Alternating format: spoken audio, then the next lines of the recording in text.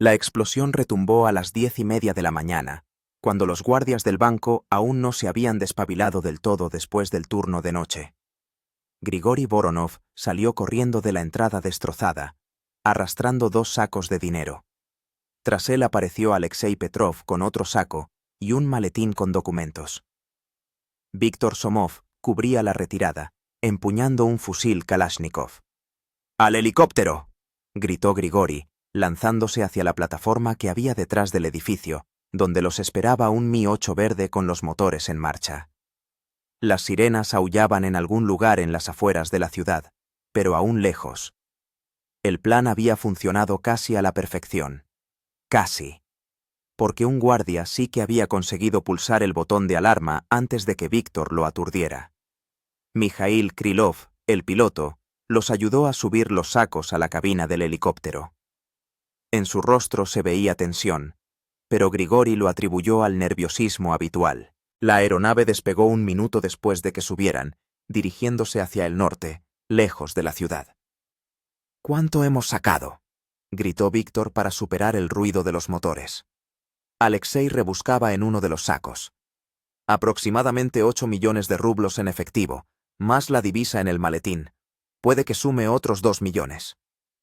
Grigori asintió, observando las caras de sus cómplices. Todos parecían excitados, satisfechos.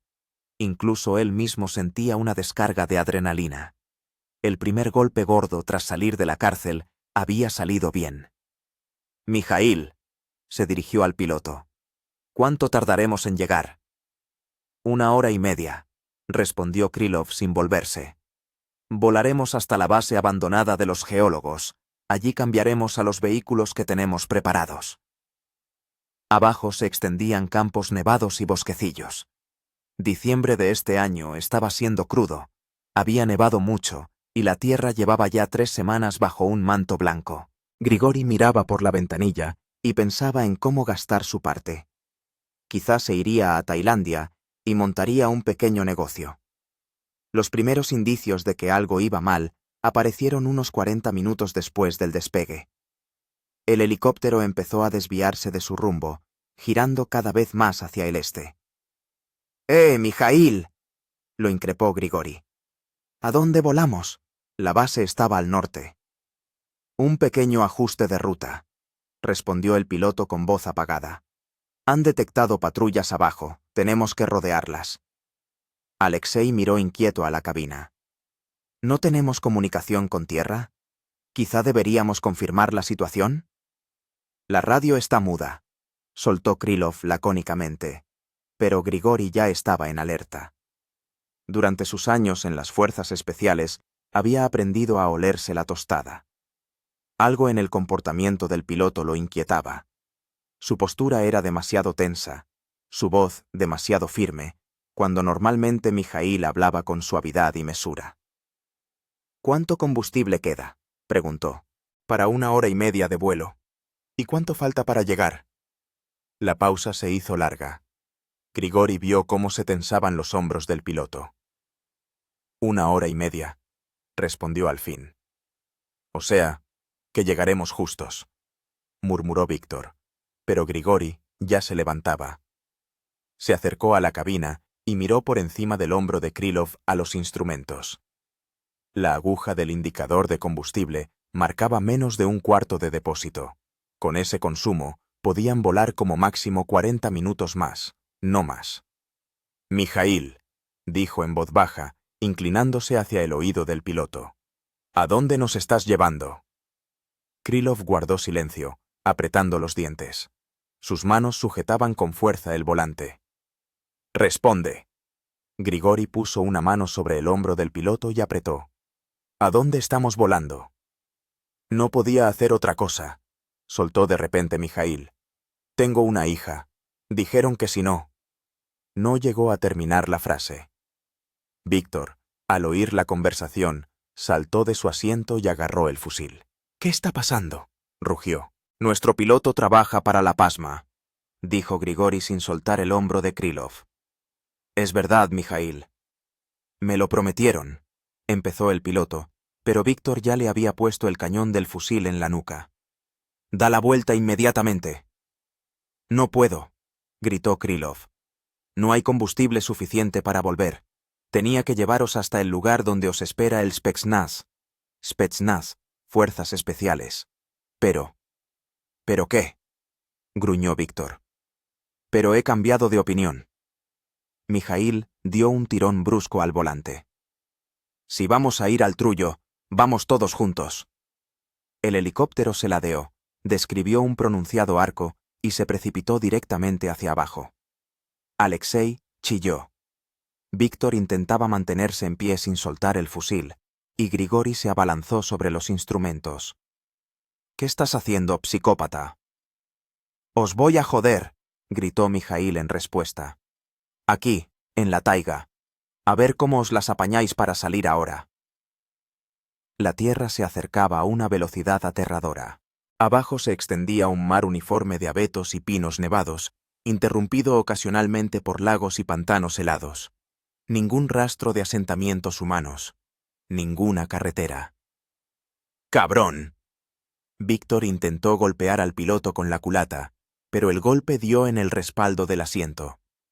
Mijaíl manipulaba los controles, intentando encontrar un lugar adecuado para el aterrizaje. El helicóptero temblaba, los motores rugían al máximo. ¡Hay una explanada!, gritó Alexei, señalando por la ventanilla.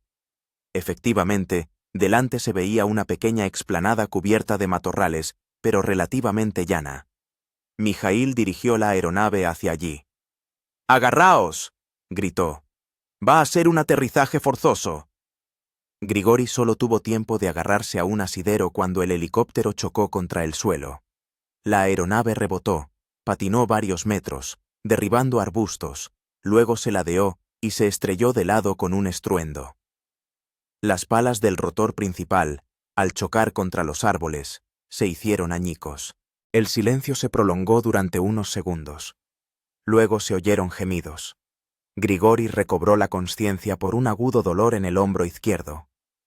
Estaba tumbado de lado y uno de los sacos de dinero le aplastaba. A su lado, con una mano presionada contra la cabeza ensangrentada, estaba Alexei. Sus gafas estaban rotas y de debajo manaba sangre. ¿Dónde está Vitya?, preguntó Grigori con voz ronca, intentando liberarse del saco. Aquí estoy. Se oyó un gemido doloroso. Víctor yacía junto a la ventanilla rota, sujetándose las costillas. Creo que me he roto algo. ¿Y Mijaíl? Alexei asintió con la cabeza hacia la cabina. El piloto colgaba del asiento, sujeto por los cinturones, sin dar señales de vida. En la frente tenía un chichón considerable y por la boca le corría un fino hilo de sangre. ¿Está muerto?, preguntó Víctor. Grigori llegó con dificultad hasta la cabina y palpó el pulso del piloto. Débil, pero tenía. Aún vive, por ahora, pero está inconsciente. Observó el interior del helicóptero. Un saco de dinero se había roto y los billetes estaban esparcidos por la nieve que se había colado por las ventanas rotas. El otro saco y el maletín estaban intactos. Pero, ¿de qué sirven aquí, en medio de la taiga? ¿Dónde estamos?, gimió Alexei, intentando ajustarse las gafas. Grigori salió y miró a su alrededor. Abarcando todo el horizonte, se extendía un bosque denso. Pinos y abetos cubiertos de nieve se alzaban como silenciosos centinelas. El frío le mordía la cara. Seguramente unos 25 grados bajo cero, como mínimo. El sol colgaba bajo en el horizonte, pálido y frío. En algún lugar de la taiga siberiana, respondió sombríamente, volviendo a la cabina. A unos 300, quizás 500 kilómetros del pueblo más cercano. ¿Y ahora qué? Alexei se secó la sangre de la frente con la manga de la chaqueta. Grigori se quedó pensando. En los bolsillos tenía un mechero, una navaja plegable, algo de calderilla. Los demás seguramente también tendrían algo útil. En el helicóptero debe haber un botiquín, tal vez una reserva de comida de emergencia. Ahora toca sobrevivir, dijo. No hay otra opción. Víctor se levantó con un gemido. ¿Y el dinero? No nos hemos esforzado en vano. Víctor, dijo Grigori con cansancio. El dinero no nos sirve de nada aquí, a lo sumo para encender una fogata. ¿Cómo que no sirve? ¿Podemos comprar? ¿Comprar qué? Le interrumpió Alexei. ¿A los lobos? ¿A los osos? Aquí no hay un alma en cientos de kilómetros a la redonda. Víctor se calló. Por fin comprendió la gravedad de la situación. Grigori empezó a examinar los restos del helicóptero, buscando algo útil. En el compartimento de equipaje encontró un botiquín, una lata de carne guisada, un termo con té frío y una pala plegable. En la cabina descubrió una radiobaliza de emergencia, pero su antena estaba rota. ¿Qué lleváis en los bolsillos?, preguntó a sus compañeros. Alexei sacó un teléfono móvil, obviamente sin cobertura, un mechero, una navaja suiza y un paquete de preservativos. ¿Para qué los quieres?, se asombró Víctor. Se pueden usar como bolsas impermeables, explicó Alexei con vergüenza. Víctor mostró una petaca con vodka, una gran navaja plegable, un trozo de cuerda y un paquete de cigarrillos. No está mal, asintió Grigori. Pero eso no es suficiente, hay que buscar más. Volvió a los restos y empezó a registrarlos metódicamente. Consiguió encontrar otra lata de conservas, un rollo de cinta aislante, un pequeño hacha para cortar leña y un saco de dormir fino. Mijaíl despertó. «Alexei», llamó. El piloto realmente estaba volviendo en sí. Abrió los ojos e intentó moverse, pero enseguida gimió de dolor. «¿Dónde? ¿Dónde estamos?», carraspeó. «Allí donde nos has traído», respondió fríamente Grigori. «En medio de la taiga. Ahora explica qué está pasando». Mijaíl cerró los ojos. «Me captaron hace un mes. Me dijeron que o trabajaba con ellos o mi hija sufriría. Debía llevaros a un lugar donde nos esperaba una emboscada». «¿Y por qué no nos llevaste?» «Me arrepentí en el último momento. Decidí que era mejor que muriéramos todos aquí a que os dejara arrestar. Al menos, moriremos como personas, no como traidores». Víctor escupió en la nieve. «Qué noble. ¿Y ahora qué?» «Ahora intentamos sobrevivir», repitió Grigori. «¿Cuánto falta para la primavera?» 3 meses como mínimo. Hay que construir refugios, conseguir comida, encender fuego. «¿Y si nos encuentran?», preguntó Alexei con esperanza. «¿Podrían?», asintió Grigori. «Pero no es seguro que sean los equipos de rescate. Lo más probable es que sea el grupo de operaciones especiales. Se supone que Mijaíl ha informado de las coordenadas». «No tuve tiempo», murmuró el piloto. «Desconecté la comunicación antes de salir de la ciudad. Entonces, solo conocen la dirección aproximada del vuelo. Podrían buscarnos en un radio de 50 kilómetros, pero más allá lo dudo». El sol se inclinaba hacia el horizonte. La temperatura empezó a bajar aún más. «Lo primero es el fuego», decidió Grigori. «Sin calor no sobreviviremos hasta la mañana. Alexei, recoge ramas secas. Víctor, ayúdale. Yo intentaré construir un refugio con los restos». «¿Y yo?», preguntó Mijaíl. «Tú quédate quieto y no te muevas. Tienes una conmoción cerebral evidente». Tuvieron que trabajar rápido. El frío se intensificaba y el sol ya se había ocultado tras las copas de los árboles. Alexei y Víctor recogieron ramas secas y maleza. Grigori construyó una especie de cobertizo con los restos del fuselaje, cubriéndolo por encima con un trozo de revestimiento. Encender fuego resultó más difícil de lo que esperaban. La maleza estaba húmeda, el mechero funcionaba mal con el frío. Solo al cuarto intento consiguieron prender la corteza de abedul que Grigori había arrancado de un árbol cercano. «¡Hay fuego!».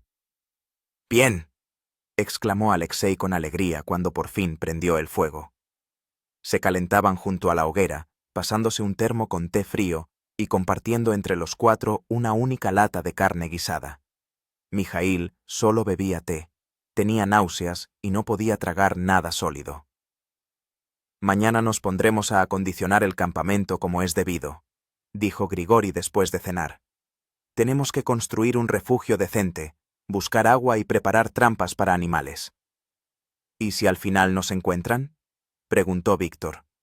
Entonces ya veremos si huimos o nos rendimos, pero de momento solo pensamos en sobrevivir. La noche fue gélida. A pesar de la hoguera, hacía frío para dormir.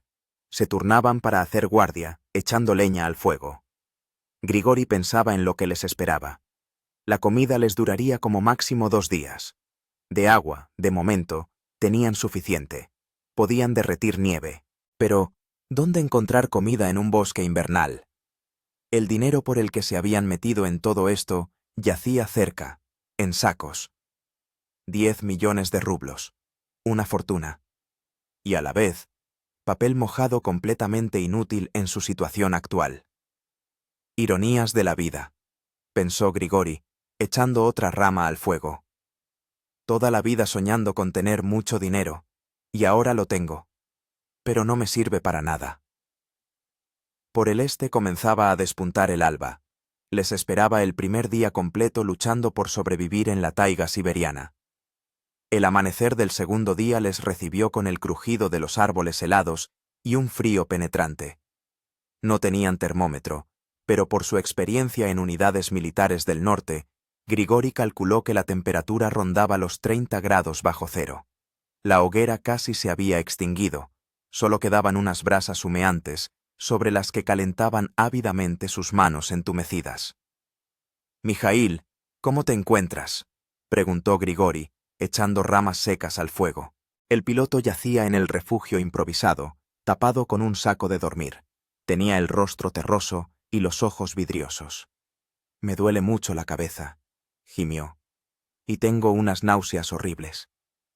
«Conmoción», diagnosticó Grigori. «Tenemos que cuidarlo». «Víctor, ¿cómo tienes las costillas?». «Me duelen, pero parece que no están rotas.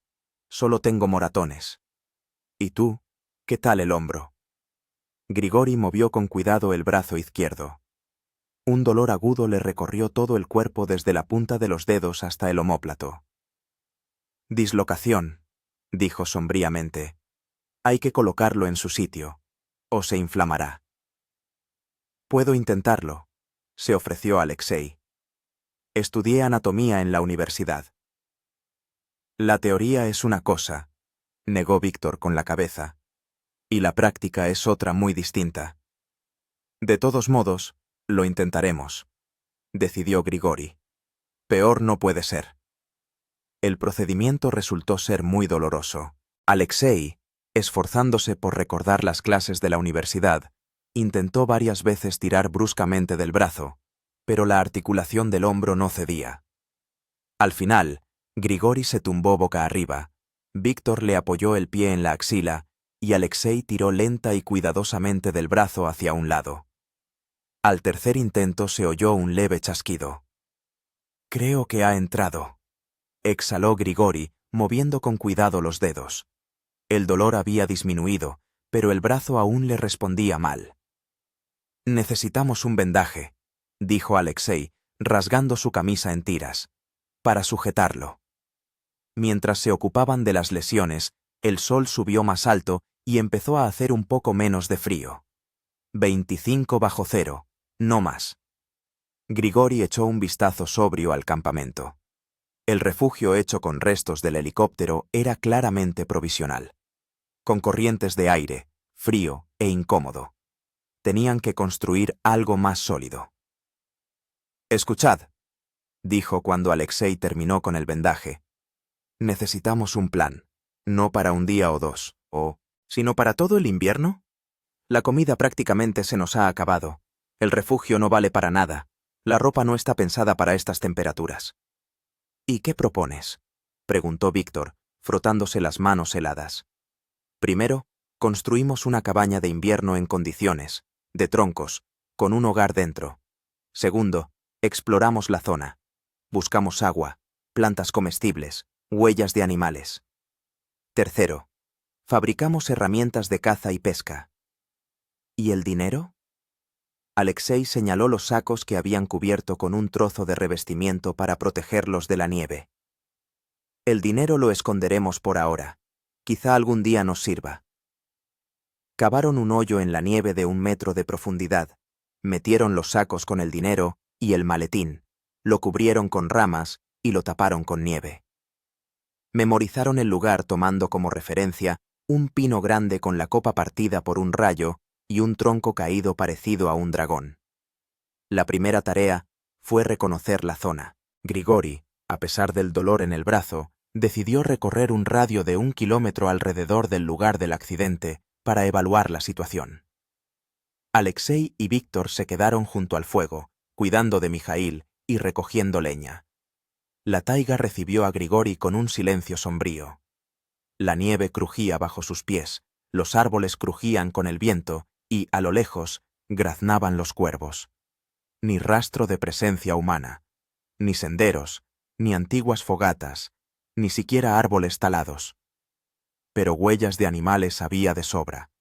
Patas de liebre, huellas de zorro y algo más grande, posiblemente un alce o un jabalí. El hallazgo más importante fue un arroyo a 300 metros del campamento. Aún no se había congelado por completo. En la parte más rápida, el agua se abría paso entre los témpanos de hielo. Esto solucionaba el problema del agua potable. Derretir nieve requería mucha energía y daba poca cantidad de líquido. «¡Hay agua!», informó alegremente al regresar al campamento. «Y hay animales. He visto huellas frescas». «¿Y personas?», preguntó Alexei. «Ninguna señal de nada. Esto es totalmente salvaje». Víctor señaló un montón de ramas secas. «Hemos preparado leña aquí, pero no durará mucho. Con este frío, la fogata devora la madera como una estufa. Por eso mismo tenemos que construir una cabaña de invierno», asintió Grigori. «Con una estufa decente. Pero primero había que solucionar el problema de la comida. La lata de carne guisada que se comieron ayer fue la última. Solo quedaba un termo con té, pero también se acabaría pronto». «¿Y si intentamos pescar algo?», propuso Alexei. «Seguro que hay algo en el arroyo». «En invierno el pescado casi no pica», negó Grigori con la cabeza. «Y no tenemos aparejos de pesca. Mejor intentamos poner trampas para liebres». Fabricaron los lazos con alambre fino que sacaron del cableado eléctrico del helicóptero. El trabajo avanzaba lentamente, las manos se congelaban, apenas tenían herramientas y carecían prácticamente de experiencia en la fabricación de trampas. Al anochecer, lograron hacer 5 lazos, que colocaron en los senderos de las liebres. «¿Y si no pillamos nada?», preguntó Alexei, cuando regresaban al campamento. «Entonces comeremos corteza», respondió Grigori sombríamente. «El abedul es comestible si se prepara correctamente». La segunda noche fue aún más fría que la primera. Mijaíl empeoró. Le subió la fiebre, deliraba y decía el nombre de su hija. Grigori entendía que sin medicinas el piloto podría no sobrevivir, pero ¿qué podían hacer? El botiquín solo contenía vendas, yodo y unas pocas pastillas de analgésico. La mañana del tercer día les esperaba una decepción. Todos los lazos estaban vacíos. Es más, alguien había roto 2. O las liebres eran más astutas de lo que pensaban, o las había olido un depredador. «Podrían ser lobos», supuso Víctor, examinando los restos de alambre. «O un glotón», añadió Grigori. «En cualquier caso, tenemos que tener más cuidado». El desayuno consistió en agua caliente con unas gotas del té que les quedaba. El hambre les rugía en el estómago, pero Grigori se obligó a pensar con claridad. El pánico y la desesperación son los primeros enemigos en una situación extrema. «Alexei, ¿dijiste que habías estudiado botánica?», preguntó. «Un poco, dentro de la biología general. Recuerda que se puede comer en el bosque en invierno. Víctor y yo nos ocuparemos de la construcción». Para la cabaña de invierno, eligieron un lugar en una pequeña hondonada, protegida del viento por altos abetos. Tenían que talar los árboles con una pequeña hacha que encontraron en el helicóptero. El trabajo era lento y agotador. En todo el día solo lograron derribar 3 pinos pequeños y limpiarlos de ramas. «A este ritmo no terminaremos hasta la primavera», dijo Víctor cansado, sentándose en un tocón. «Tendremos que hacerlo», respondió Grigori, secándose el sudor de la frente. «No hay otra opción». Mientras tanto, Alexei recorrió los alrededores en busca de plantas comestibles. El resultado fue modesto. Unos puñados de bayas de serbal congeladas, algunas yemas de pino y un trozo de chaga, un hongo de abedul que se puede preparar como té. ¿Eso es todo?, preguntó Víctor decepcionado. En invierno no crece mucho en la taiga, respondió Alexei encogiéndose de hombros. A menos que sea la corteza de los árboles jóvenes, pero hay que saber cómo prepararla. La cena fue lamentable. Té de chaga, bayas de serbal amargas y algunas yemas de pino que masticaron para obtener vitaminas. El hambre se hacía cada vez más intensa, y aún les esperaba otra noche fría. Mijaíl empeoraba cada vez más. Apenas recuperaba la consciencia, su respiración se había vuelto superficial e irregular. Grigori entendía que el piloto se estaba muriendo, pero no sabía cómo ayudarlo. ¿Y si intentamos llevarlo al arroyo?, propuso Alexei. El agua fría a veces ayuda con la fiebre. Con este frío lo mataremos, negó Grigori con la cabeza. A la mañana del 4.º día, Mijaíl Krylov falleció. Murió mientras dormía, sin recuperar la consciencia. Sus últimas palabras fueron el nombre de su hija, Ania. Tuvieron que enterrarlo en la tierra helada. Cavaron una tumba poco profunda, envolvieron el cuerpo en los restos de un saco de dormir y lo cubrieron con nieve y piedras encima, para que los animales no lo desenterraran. «¿Qué vamos a hacer ahora?», preguntó Alexei en voz baja. «Lo mismo que antes», respondió Grigori. «Sobrevivir». Pero la muerte del piloto afectó a todos de manera deprimente. Se dieron cuenta de que ese podía ser el destino de cualquiera de ellos. El hambre aumentaba cada día, las fuerzas disminuían y aún quedaba mucho trabajo por hacer. El 5.º día, por fin, tuvieron suerte. Un enorme liebre de montaña forcejeaba en uno de los lazos. Alexei estuvo a punto de llorar de alegría cuando sacaron la presa. «¡Por fin carne!», exclamó Víctor. Pero desollar la liebre no fue tan fácil. No tenían experiencia, los cuchillos estaban desafilados y las manos les temblaban de hambre y excitación. Al final, echaron a perder la mitad de la carne, desollando mal el cuerpo. «Deberíamos haber recogido la sangre», se lamentó Grigori, mirando los rastros rojos en la nieve. «La sangre tiene muchas vitaminas. La próxima vez la recogeremos», le tranquilizó Alexei. Pero esa próxima vez tardó mucho en llegar. Durante una semana, los lazos permanecieron vacíos y volvieron a alimentarse de corteza, bayas de serbal y chaga. Al final de la segunda semana, todos habían adelgazado notablemente, sus movimientos se habían vuelto lentos y sus pensamientos se confundían. «He leído que una persona puede vivir un mes sin comer», dijo Alexei un día, royendo un trozo de corteza de abedul. «Puede», asintió Grigori. «Pero no con este frío. Aquí el organismo gasta energía en calentarse. Sin alimentos calóricos aguantaremos como máximo 3 semanas». La construcción del refugio invernal avanzaba a paso de tortuga. En 2 semanas, habían logrado preparar los troncos para las paredes, pero aún no habían empezado a ensamblarlos. Cada día se les hacía más cuesta arriba. El hambre les hacía dar vueltas la cabeza. Las manos les temblaban, la atención se les dispersaba. «¿Y si encendemos una hoguera grande?», propuso Víctor. «Como señal. ¿Quién sabe si alguien verá el humo?». «¿Y quién va a verlo?», preguntó Grigori. «Los rescatistas o las fuerzas especiales. No olvidemos que somos delincuentes. Es mejor la zona que morir en el bosque. Habla por ti».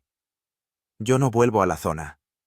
Discutieron, pero al final decidieron abstenerse de hacer señales por ahora. Aún esperaban apañárselas solos.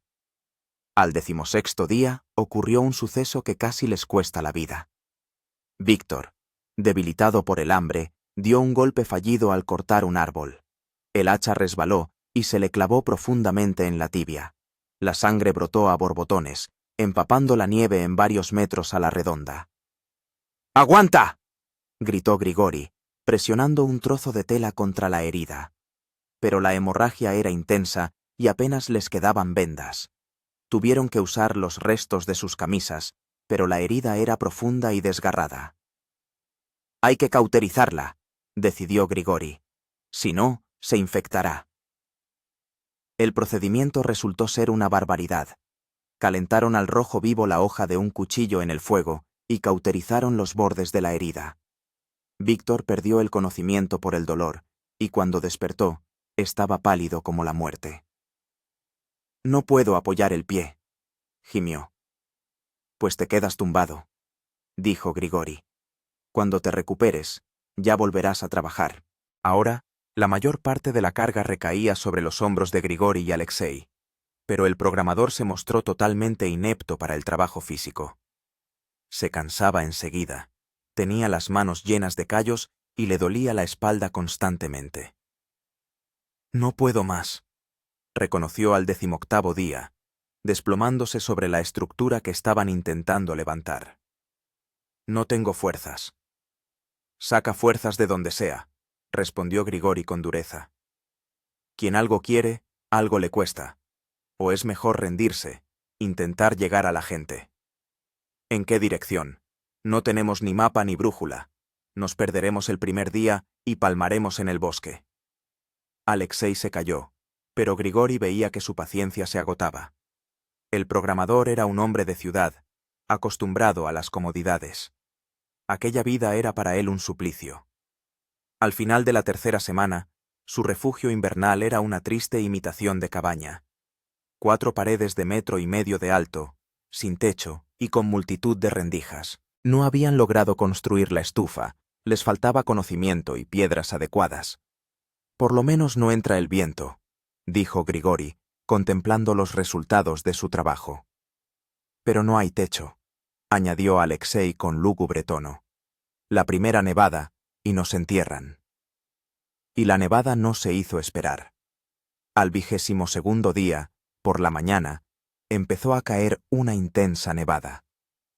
Los grandes copos cubrieron rápidamente su refugio, la hoguera ardía con dificultad, la visibilidad se redujo a unos pocos metros.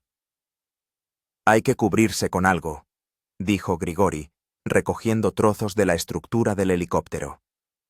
Extendieron las planchas metálicas sobre las paredes del refugio, sujetándolas con alambre y cuerda. El resultado era torcido y poco hermético, pero mejor que nada. La ventisca duró 2 días. Se quedaron sentados en su refugio improvisado, encendiendo la hoguera directamente sobre el suelo de tierra y alimentándose con los restos de corteza. El humo les irritaba los ojos, hacía frío y humedad dentro, pero al menos les protegía del viento. «¿Cuánto más?», preguntaba Alexei, tosiendo por el humo. «¿Hasta la primavera? 2 meses como mínimo?», respondía Grigori. «No vamos a sobrevivir». «Sí que vamos a sobrevivir. Tenemos que hacerlo». Cuando terminó la ventisca, salieron al exterior y se horrorizaron. La nieve llegaba hasta la cintura, las trampas estaban enterradas, la leña cubierta. Tuvieron que desenterrar todo el campamento. «¿Y cómo vamos a cazar ahora?», preguntó Víctor, que se sentía un poco mejor. La herida empezaba a cicatrizar. «Ya se nos ocurrirá algo», respondió Grigori, pero él mismo no creía en sus palabras. Efectivamente, después de la ventisca la caza se había vuelto casi imposible.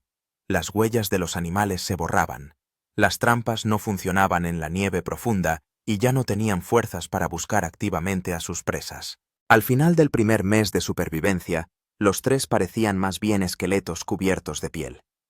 La ropa les quedaba holgada, sus rostros estaban demacrados y sus ojos hundidos.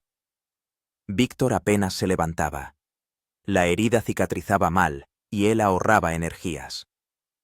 Alexei cayó en la apatía, y podía pasarse horas sentado junto al fuego, mirando fijamente las llamas. Solo Grigori conservaba aún restos de actividad, pero también él sentía cómo el cuerpo le traicionaba. «Hay que hacer algo», murmuraba, recorriendo el campamento. «Algo radical». «¿Qué?», preguntó Alexei. «No lo sé todavía, pero si nada cambia, en una semana moriremos todos». Y entonces ocurrió algo que lo cambió todo. Al 30º día de su supervivencia en la taiga, Grigori, mientras inspeccionaba los alrededores, se topó con un extraño objeto que sobresalía de la nieve. Tras despejar el montón de nieve, descubrió un viejo barril oxidado y, junto a él, los restos de alguna construcción. «¡Eh!», gritó a sus compañeros.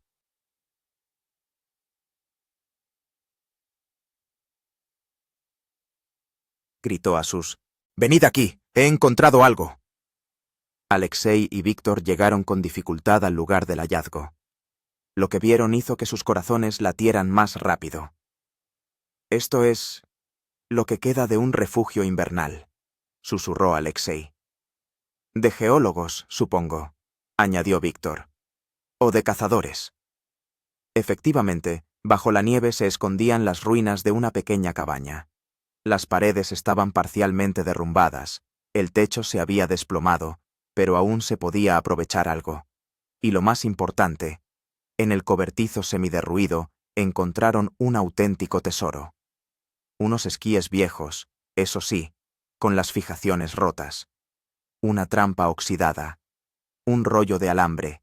Varias latas de conserva. Y lo más valioso, una vieja escopeta de caza con una docena de cartuchos. «Esto es la salvación», exclamó Alexei, sosteniendo el arma en sus manos. «Si es que dispara», añadió Grigori con cautela, examinando el arma. El cañón estaba oxidado, el mecanismo se atascaba, pero en general la escopeta parecía funcional. Trasladaron todos los hallazgos a su campamento. Limpiaron la trampa para quitarle el óxido y la colocaron en una senda de animales. Repararon los esquíes utilizando alambre y trozos de madera. Desmontaron, limpiaron y volvieron a montar la escopeta. «Ahora podremos cazar de verdad», dijo Grigori, cargando un cartucho. El primer disparo contra un tocón de prueba sonó como un trueno en pleno día. Seguramente espantó a todos los animales de la zona, pero al menos se aseguraron de que la escopeta funcionaba. «Solo tenemos pocos cartuchos», observó Víctor. 10. Tenemos que disparar a matar. «Los economizaremos», asintió Grigori, «y aprenderemos a apuntar». El hallazgo de una antigua cabaña de cazadores se convirtió en un punto de inflexión en su lucha por la supervivencia. La escopeta colgaba en su refugio improvisado como un símbolo de esperanza, pero Grigori era consciente de que 10 cartuchos no eran muchos, y cada disparo debía ser certero. Dedicaron la primera semana después del hallazgo a estudiar la nueva arma y a acondicionar el campamento. La escopeta resultó ser una vieja paralela del calibre 12, al parecer de fabricación soviética. El mecanismo funcionaba, pero estaba duro, necesitaba rodaje. Grigori la desmontaba y montaba a diario, lubricando las piezas móviles con grasa que habían derretido de los restos de una liebre. «Tenemos que practicar», dijo, sopesando en la mano uno de los cartuchos. «Pero no voy a gastar los 10 en entrenar». «¿Y si hacemos cartuchos de entrenamiento?», propuso Alexei. «Sin pólvora, solo para acostumbrarnos al arma». La idea era sensata. Abrieron con cuidado un cartucho, vaciaron la pólvora y los perdigones, dejando solo la vaina y el fulminante. Ahora podían practicar apuntando y accionando el cerrojo, sin malgastar munición valiosa. La trampa encontrada en el cobertizo necesitaba una reparación importante. El resorte estaba oxidado, el mecanismo se atascaba, los dientes estaban doblados. Víctor, a pesar de su pierna dolorida, se encargó de restaurar la trampa. En el pasado había sido un buen mecánico. Esta cosa puede atrapar algo grande, dijo, examinando los arcos de acero. Un zorro seguro. Y tal vez un lobo. Esperemos que no a nosotros mismos, bromeó Alexei. Pero la broma no hizo gracia. Los esquíes también necesitaban mejoras. Las fijaciones estaban rotas y los propios esquíes eran de madera vieja, con grietas. Grigori los reparó utilizando alambre, trozos de cuero de un zapato viejo y resina que obtuvo de excrescencias de pino. Ahora podemos alejarnos más del campamento, dijo, probándose las fijaciones hechas en casa. Buscar animales en un radio mayor. Pero la primera cacería con la escopeta trajo consigo la desilusión. Grigori rastreó a un alce, un enorme macho que se alimentaba en un pequeño valle a un par de kilómetros del campamento. Se acercó sigilosamente a distancia de disparo, apuntó y apretó el gatillo. Y falló. El alce, asustado por el estruendo, huyó a la espesura, y Grigori se quedó con las manos vacías y un cartucho menos. «¡Maldición!», maldijo, regresando al campamento. «Me tiemblan las manos de hambre, no puedo apuntar bien». «No importa», lo consoló Alexei. «La próxima vez saldrá bien». Pero la siguiente vez también resultó fallida. Grigori gastó 2 cartuchos más en liebres. Las 2 veces falló. Los perdigones se dispersaban demasiado, y las manos realmente le temblaban por la desnutrición y el frío. «Así vamos a gastar todos los cartuchos», constató Víctor con tristeza. «Tenemos que cazar de otra manera». «¿Cómo?», preguntó Alexei. «Acercarnos más, a una distancia donde sea imposible fallar». Era una táctica arriesgada, sobre todo si se trataba de animales grandes. Pero no había otra opción. Cada cartucho valía su peso en oro. El cuarto disparo, Grigori lo hizo a una marta, que había bajado imprudentemente de un árbol en busca de comida. La distancia era de solo 15 metros, era difícil fallar. Los perdigones alcanzaron al animal y obtuvieron su primera presa desde que encontraron la escopeta. «Hay poca carne», dijo Víctor, descuartizando el cuerpo. 400 gramos, no más. «Pero la piel es buena», añadió Grigori. «Podemos abrigar la ropa». Curtieron la piel utilizando el cerebro del propio animal, un viejo método de caza. La piel quedó suave y cálida, y la utilizaron para poner parches en la chaqueta de Alexei, que ya se deshacía por las costuras. ¿Cómo vivía la gente antes sin tiendas?, se preguntaba el programador, palpando el parche de piel en la manga. «Sabían cómo», respondió Grigori concisamente. «Y nosotros aprenderemos». Pero tenían que aprender de sus propios errores, que eran muchos. Un intento de construir una trampa para osos casi le cuesta la vida a Alexei. La trampa casera se disparó prematuramente y casi le rompe una pierna. El experimento de ahumar la carne fracasó. No calcularon bien la temperatura, y la mitad de la preciosa marta se quemó. La fabricación del arco con un abedul joven terminó con la cuerda rota en el peor momento posible. «Todo me sale mal», se lamentaba Alexei tras otro fracaso. «Es normal», respondía Grigori. «Estamos aprendiendo a base de ensayo y error. Lo importante es no repetir los mismos errores 2 veces». Poco a poco, realmente empezaron a adaptarse a la vida en el bosque. Grigori aprendió a leer las huellas de los animales, a determinar su edad y la dirección en la que se movían. Alexei dominó la fabricación de herramientas primitivas con materiales disponibles. Víctor, aunque cojeaba, se convirtió en un excelente maestro en la reparación de todo lo que se rompía en su hogar. «Nos estamos convirtiendo en auténticos salvajes», comentó Alexei un día, contemplando su reflejo en un trozo de metal brillante. Y, de hecho, en mes y medio en la taiga habían cambiado hasta ser irreconocibles. El pelo les había crecido y se había enredado, las barbas se habían vuelto espesas y sin peinar, la ropa se había convertido en harapos sujetos con alambre y parches de piel. Las manos estaban cubiertas de callos y cicatrices, los rostros curtidos y oscurecidos por el sol y el viento. Se parecían más a hombres primitivos que a ciudadanos modernos. Mientras tanto, la cabaña de invierno crecía gradualmente con añadidos y mejoras. Se construyeron un cobertizo y un pequeño vestíbulo en la entrada principal para ayudar a conservar el calor. Hicieron literas con postes y ramas de abeto. Construyeron una estufa primitiva con piedras y arcilla, encontrada bajo la nieve junto al arroyo.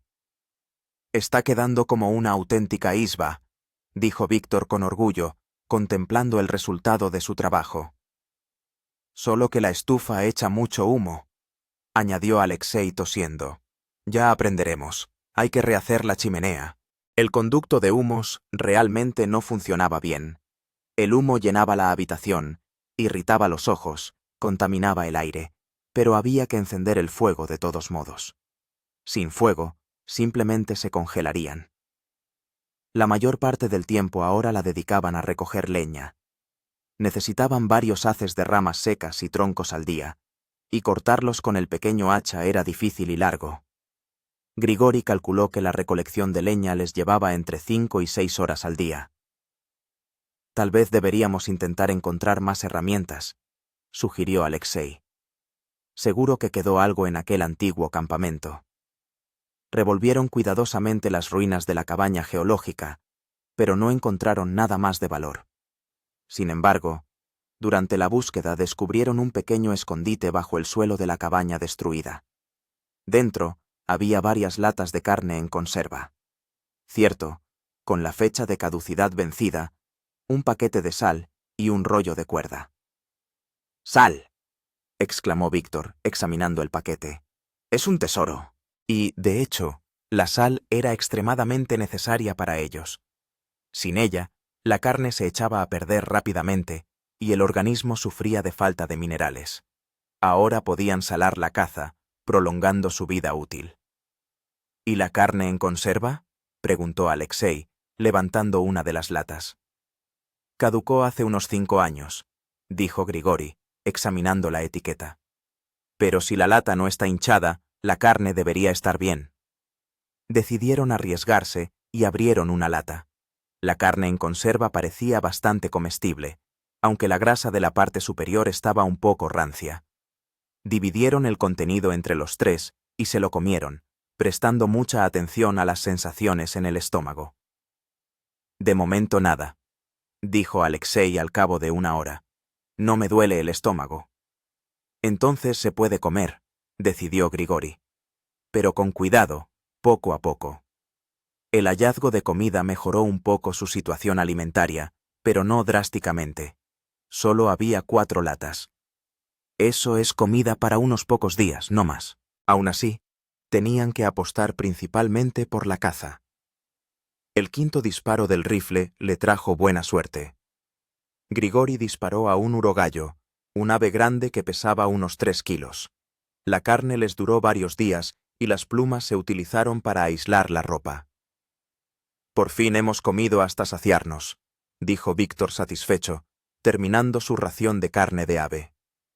«No te relajes», advirtió Grigori. «Es un golpe de suerte temporal. Todavía quedan muchas dificultades por delante». Y tenía razón. Durante las 2 semanas siguientes, la caza no dio resultados. El 6.º y el 7.º disparo se desperdiciaron. Uno a una liebre, que logró esconderse en los arbustos. El segundo a un zorro, que estaba demasiado lejos. «Solo quedan 3 cartuchos», calculó Alexei con preocupación. «Entonces tenemos que disparar con aún más precisión», respondió Grigori, pero él mismo sentía una creciente inquietud. Para entonces, estaban visiblemente demacrados. La constante falta de comida estaba haciendo mella. Las mejillas se les habían hundido, los ojos estaban apagados, los movimientos se habían vuelto lentos. Víctor cojeaba cada vez más. La herida en la pierna no cicatrizaba bien, inflamándose periódicamente. Alexei sufría de constantes dolores de cabeza y episodios de náuseas. «¿Quizás se me ha abierto una úlcera?», se quejaba Usu. «Me duele el estómago, sobre todo en ayunas». «Aguanta», respondió Grigori secamente. «No tenemos medicinas». Él mismo también sentía que el cuerpo se negaba a obedecer. El hombro que se habían recolocado al principio le dolía con el cambio de tiempo. Había aparecido una tos crónica, aparentemente por la constante inhalación de humo.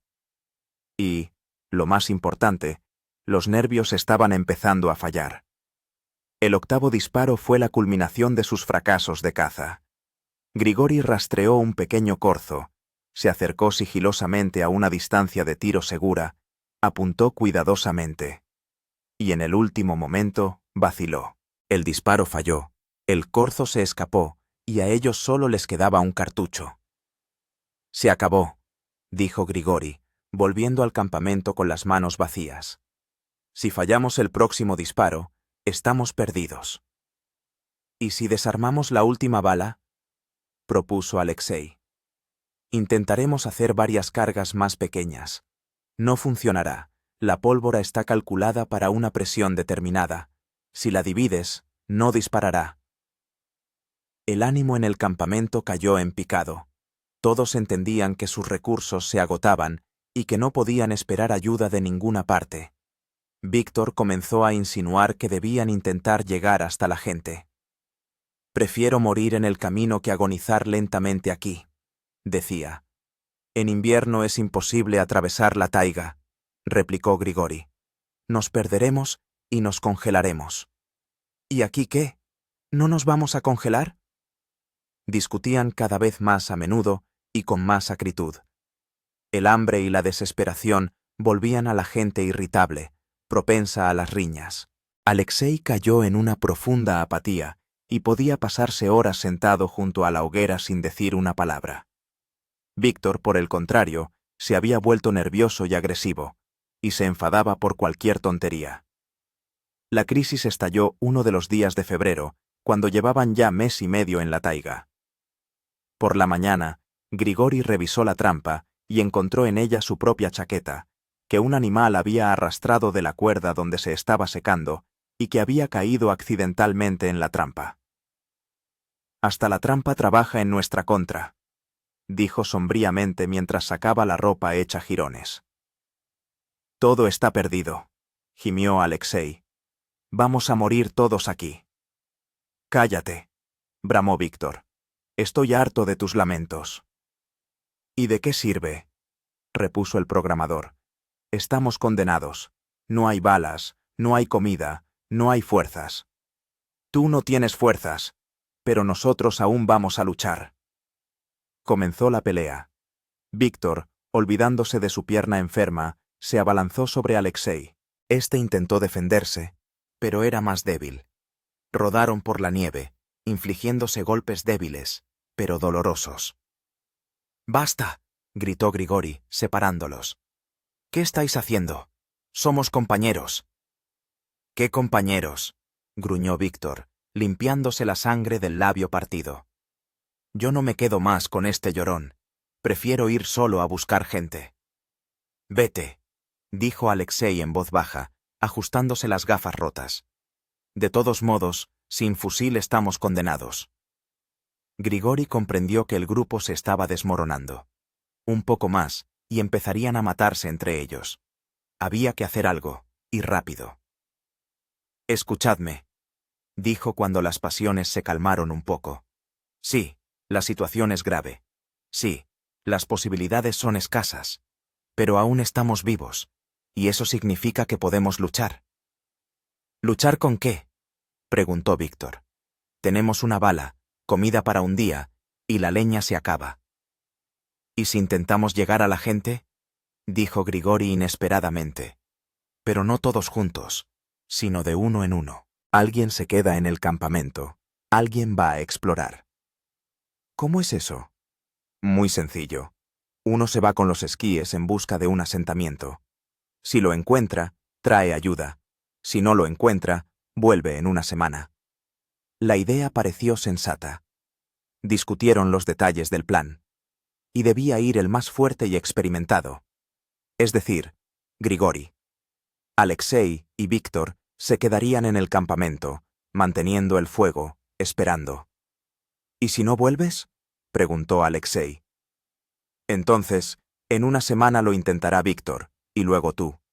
Y si nadie encuentra gente, entonces esperaremos a la primavera e intentaremos llegar por el deshielo. Grigori pasó el día preparándose para la expedición. Reparó los esquíes, reunió una reserva mínima de comida, algunos trozos de carne seca y un puñado de piñones que encontró en las provisiones de las ardillas. Llevó consigo un cuchillo, una cuerda, cerillas y la última bala, por si acaso. Si ves a alguien con... No te muestres enseguida, le advirtió Víctor. Vete tú a saber, fuerzas especiales o cazadores. Entendido, asintió Grigori.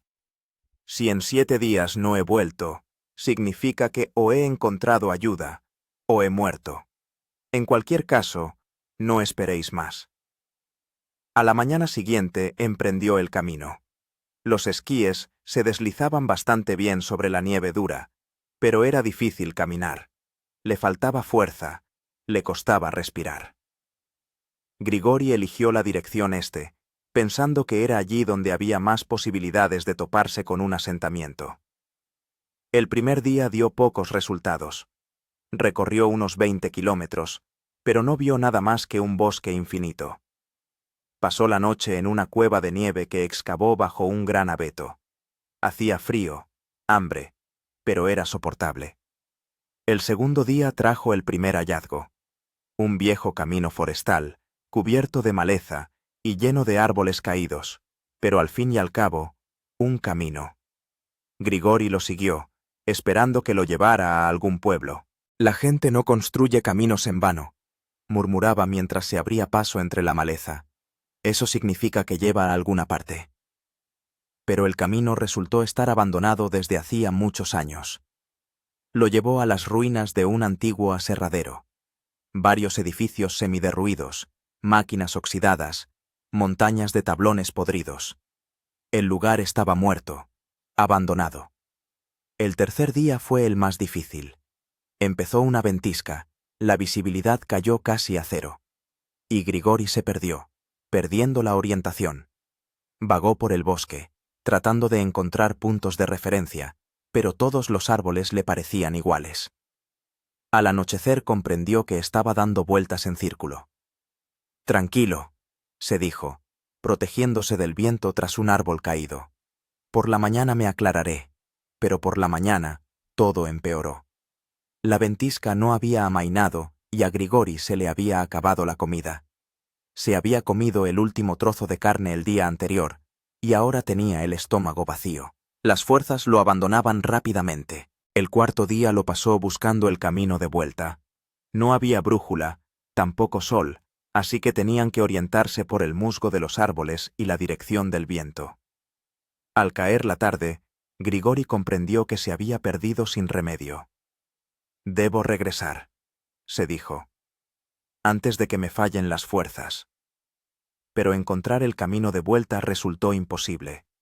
La ventisca lo había cubierto todo, las huellas y los puntos de referencia habían desaparecido, y Grigori vagaba por la taiga como un gatito ciego.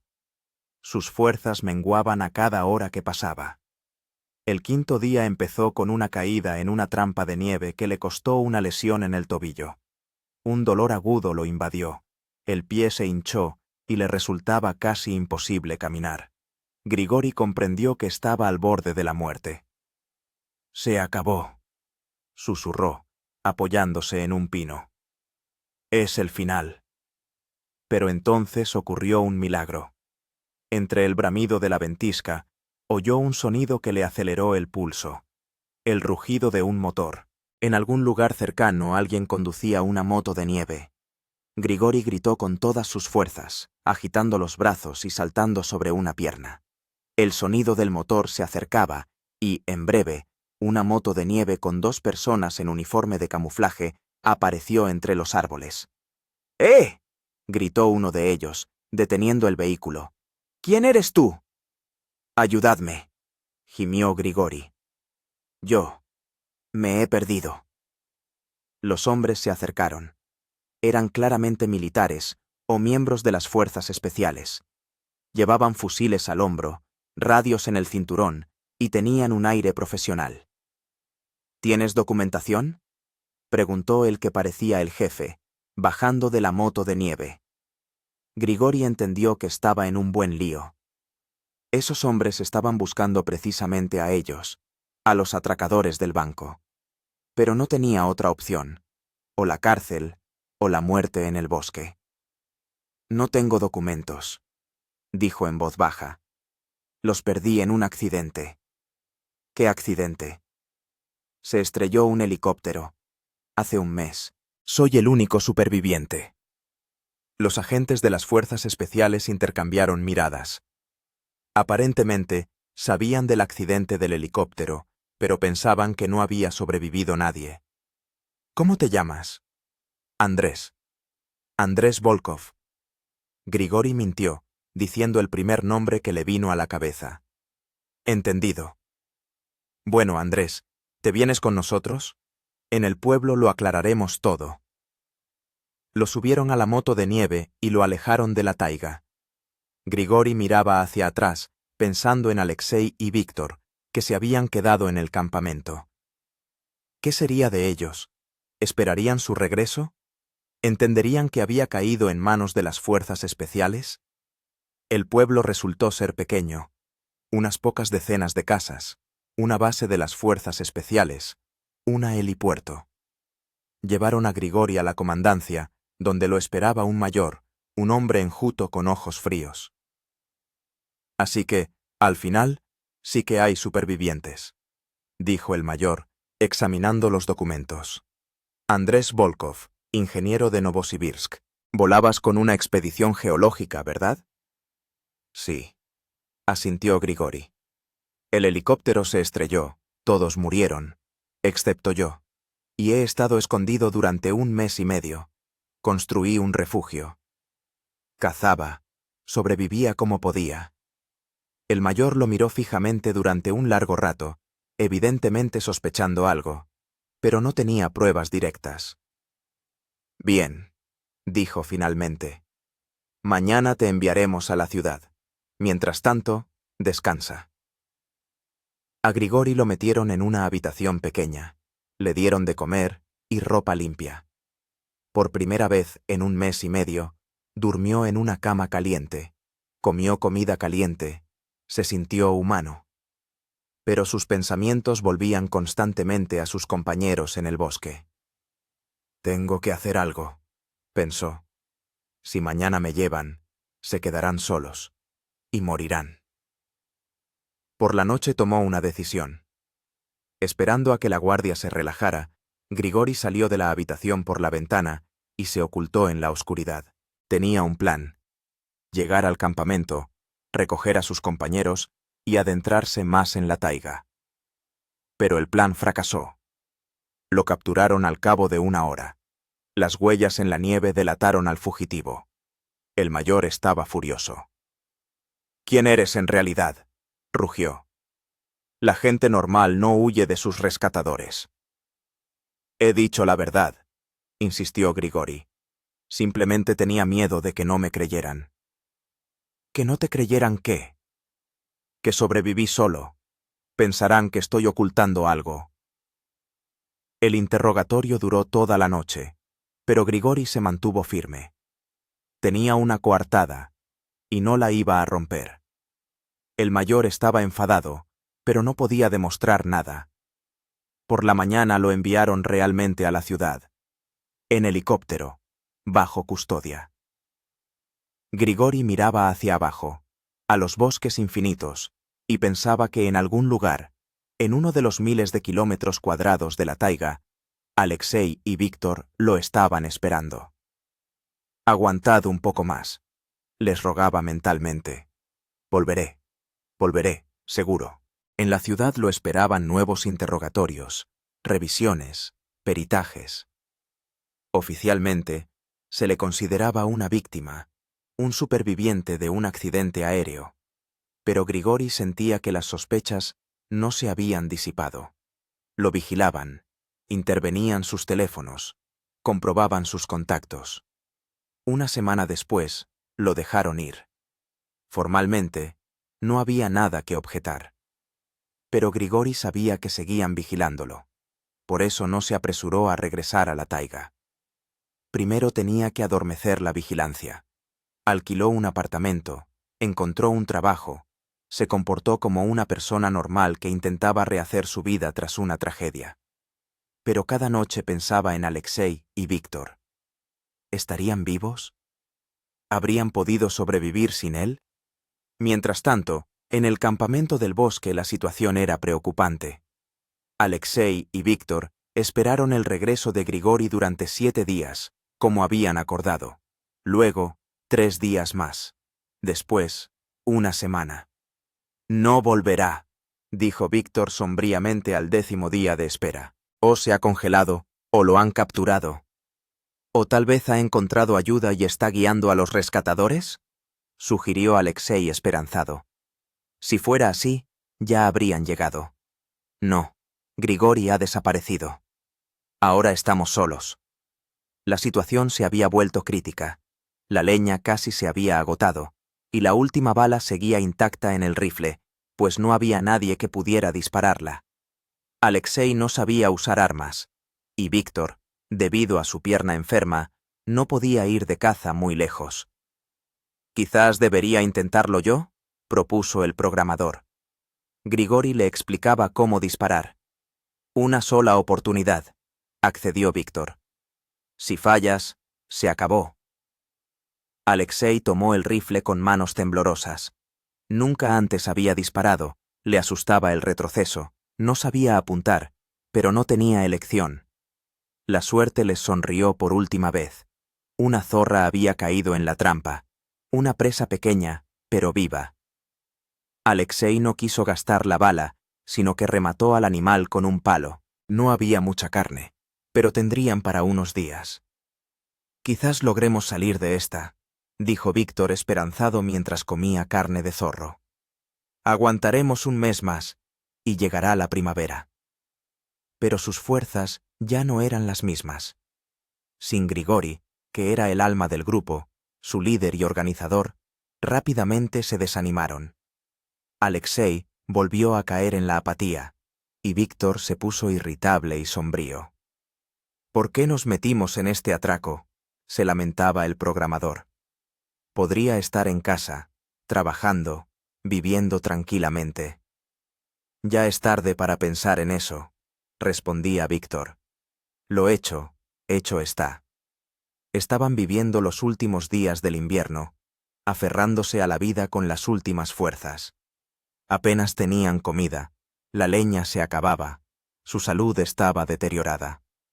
Pero en el fondo de su alma aún quedaba un resquicio de esperanza. ¿Y si Grigori volvía? ¿Y si la primavera traía la salvación? En la ciudad, Grigori pasó 3 semanas haciéndose pasar por una persona normal, que intentaba volver a la vida después de una tragedia.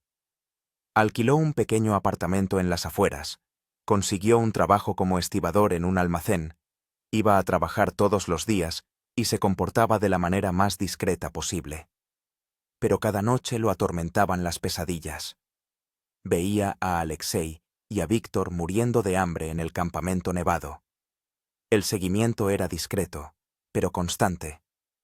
Grigori rápidamente identificó a los agentes. 2 hombres de mediana edad que aparecían tanto en su casa como cerca del trabajo, o en la tienda donde iba a comprar comida. Intentaban pasar desapercibidos, pero la experiencia profesional de Grigori le permitía detectarlos. «Paciencia», se decía a sí mismo, tumbado en la cama hundida del apartamento alquilado. «Un poco más, y se relajarán». Pero el tiempo corría en su contra. Cada día de retraso podía ser el último para sus compañeros en la taiga.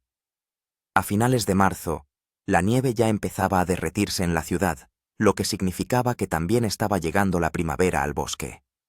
Por un lado, esto facilitaba la supervivencia. Ya no era necesario gastar tanta energía en calefacción, y aparecían las primeras plantas comestibles.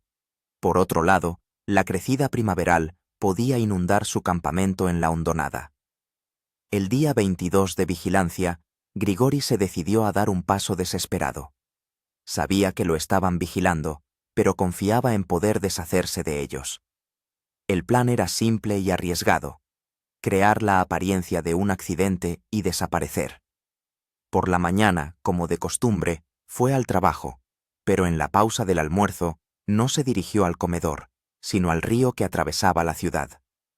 La orilla era empinada, el agua fría y rápida debido a la crecida primaveral.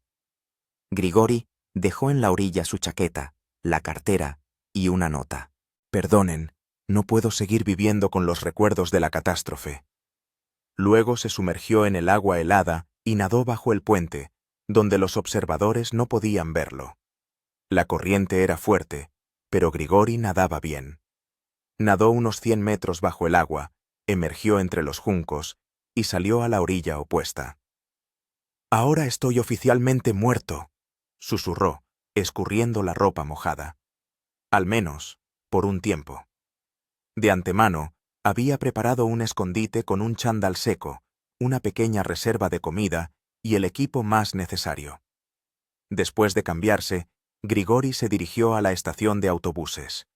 Tenía que llegar al asentamiento más cercano al lugar del accidente, y desde allí, caminar hasta la taiga. El viaje le llevó todo un día. Primero, un autobús hasta la capital del distrito, luego un aventón hasta un pueblo maderero. Finalmente, a pie por un camino abandonado. Por la noche, Grigori llegó a un lugar conocido, el pueblo donde estaba la base de las fuerzas especiales. «Hay que evitarlo», decidió, estudiando la ubicación de los edificios con los binoculares que había comprado en la ciudad. La base parecía casi vacía. Al parecer, las fuerzas principales las habían trasladado a otras tareas. La búsqueda de los asaltantes del banco había cesado. Solo quedaba un destacamento de guardia. Pero el riesgo de encuentro seguía siendo alto. Grigori esperó a que oscureciera y rodeó el pueblo por un camino amplio. Después de unas horas, ya estaba caminando por el bosque conocido, guiándose por las estrellas y los puntos de referencia memorables. Quedaban unos 20 kilómetros hasta el campamento. Todo un día de camino por la nieve profunda. La noche en el bosque fue inquietante. Grigori no se atrevió a encender una fogata. El humo podía ser detectado por una patrulla. Dormitaba a ratos, apoyado contra un árbol, y se despertaba al menor crujido. Los lobos aullaban en la distancia, y eso no ayudaba a la calma. Por la mañana, continuó el camino. La nieve en el bosque todavía era espesa, pero ya empezaba a derretirse. El agua derretida chapoteaba bajo sus pies, las ramas de los árboles se liberaron de las capas de nieve, en el aire olía a primavera.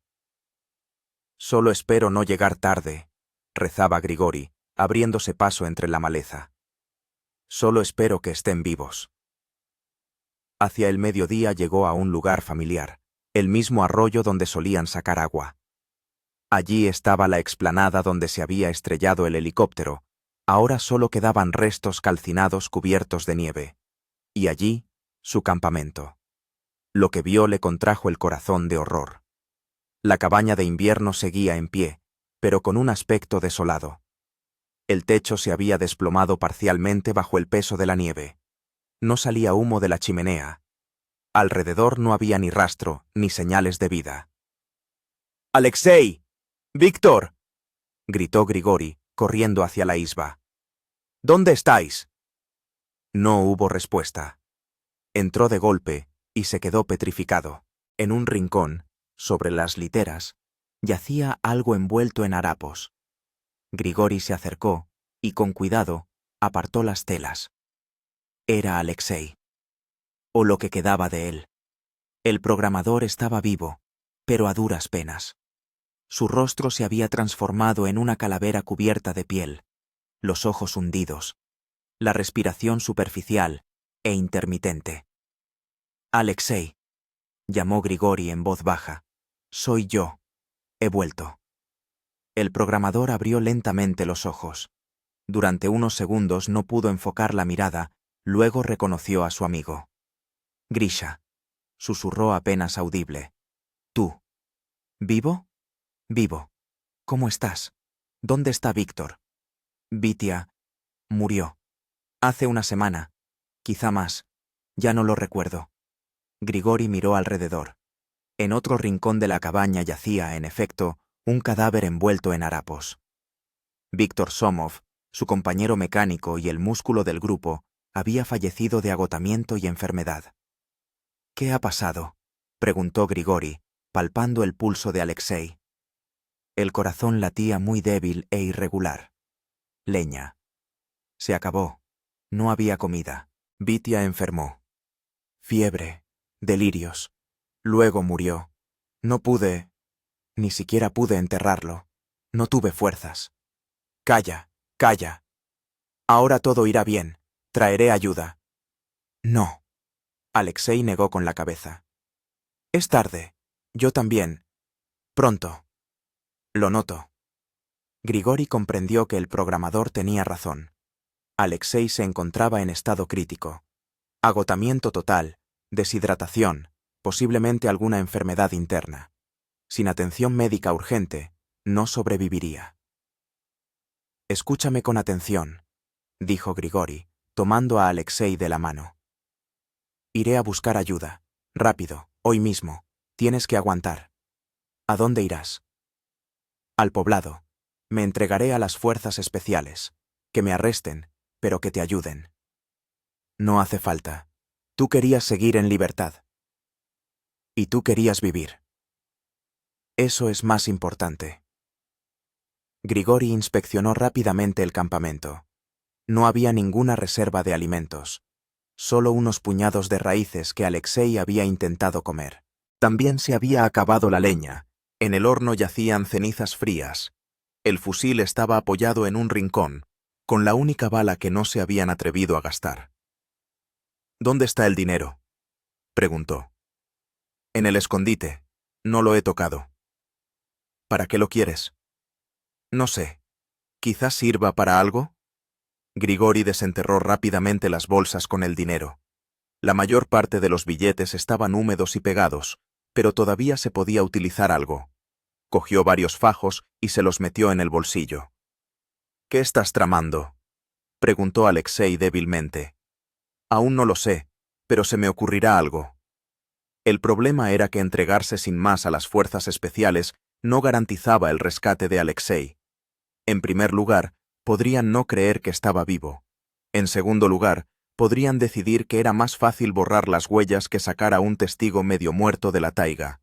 Y en tercer lugar, mientras Grigori llegaba al poblado y volvía con ayuda, Alexei simplemente moriría. Necesito otro plan, murmuró, caminando de un lado a otro por la cabaña. ¿Cuál? Un helicóptero. Necesito un helicóptero que vuele aquí ahora mismo. ¿Cómo llamarlo? Grigori se quedó pensando. Las fuerzas especiales seguramente tendrían helicópteros, pero no vendrían así como así. Necesitaba un motivo de peso, algún incidente que les obligara a movilizar todas sus fuerzas en la búsqueda. Y entonces se le encendió la bombilla. El dinero. Si los de las fuerzas especiales se enteraban de dónde estaba escondido el dinero robado, organizarían de inmediato una operación para incautarlo y, de paso, encontrarían a Alexei. Ya sé qué hacer, Kazalonich, pero es muy arriesgado. Me da igual. Ya me da todo igual. No, no te da igual. Tú vas a vivir. Grigori sacó del bolsillo su teléfono móvil, el mismo que había comprado en la ciudad para comunicarse. Allí, en la taiga, no había cobertura, pero si subía a la colina más cercana... Subiré a la montaña, dijo. Intentaré llamar. Si lo consigo, la ayuda estará aquí en un par de horas. Y si no lo consigo, entonces iré al poblado andando, pero tardaré un día entero.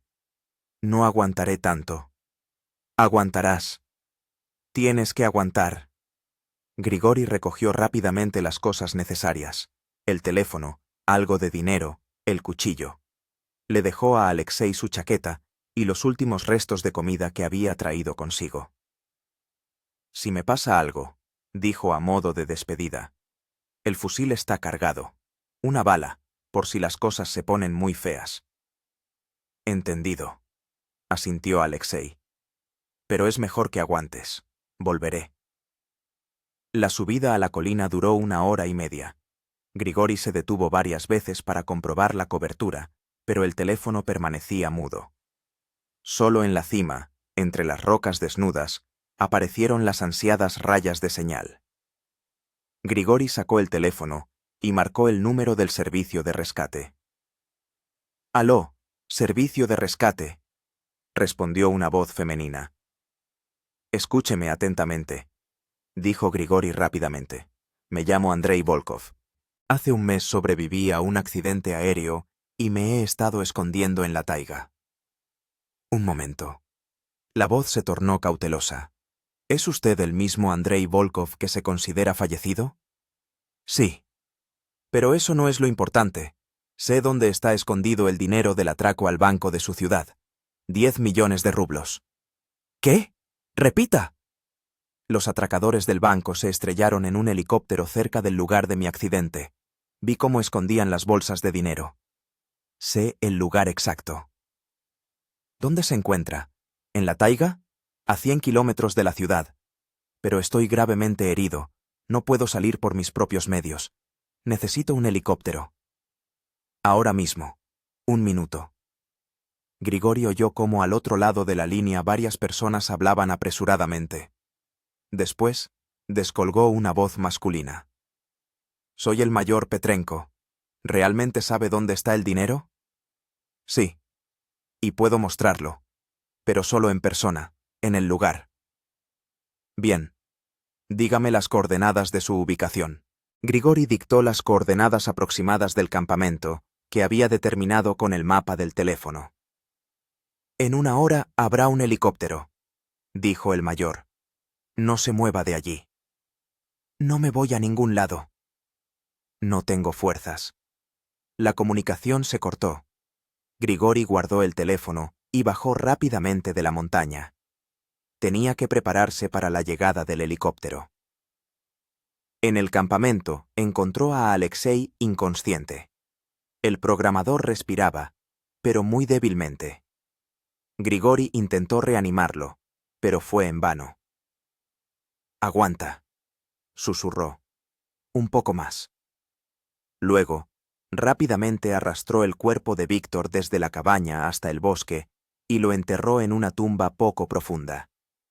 No podía permitir que los comandos vieran el cadáver. Eso suscitaría demasiadas preguntas. Esparció parte del dinero por el campamento, creando la impresión de que los atracadores realmente se habían escondido allí. El resto lo enterró en otro lugar, por si acaso. Escondió el rifle lejos de la cabaña, en el hueco de un viejo pino. Si algo sale mal, podría ser útil. Poco más de 1 hora después, oyó un sonido familiar. El batir de las hélices de un helicóptero. Grigori salió a la explanada y empezó a agitar los brazos. El helicóptero dio una vuelta sobre el campamento y aterrizó a 100 metros de la cabaña. 4 comandos saltaron de la máquina con los fusiles preparados. El último en salir fue el mayor que conocía, el mismo que había interrogado a Grigori en el pueblo. «¿Andrei Volkov?», lo llamó. «Sí, soy yo». El mayor se acercó y examinó atentamente a Grigori.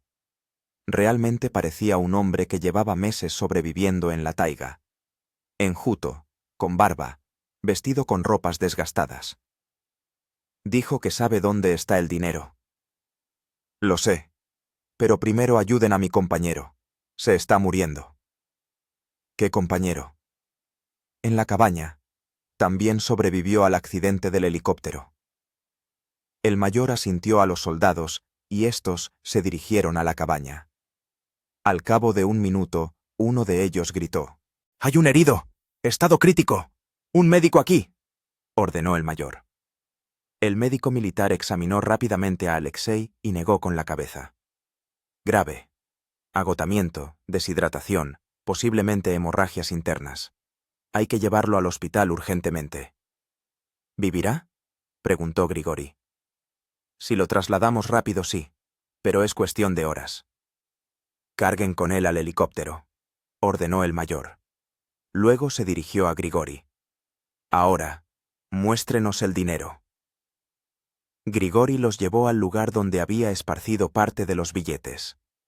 Los comandos se abalanzaron ávidamente sobre el hallazgo.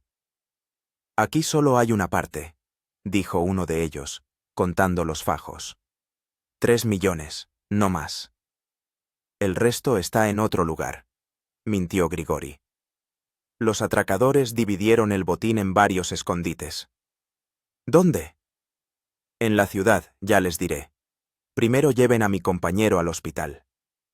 El mayor dudó. Por un lado, era necesario evacuar urgentemente al moribundo.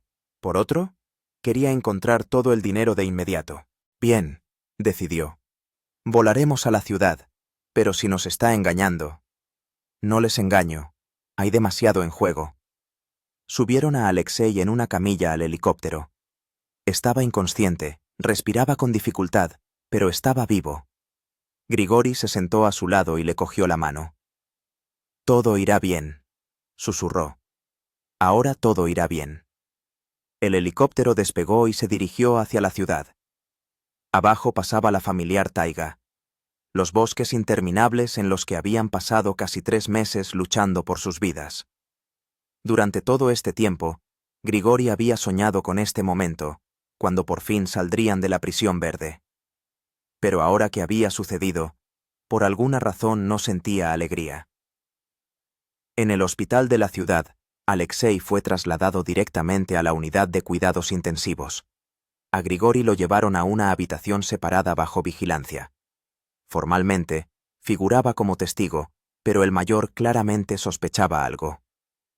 ¿Dónde está el resto del dinero?, le preguntó cuando se quedaron solos.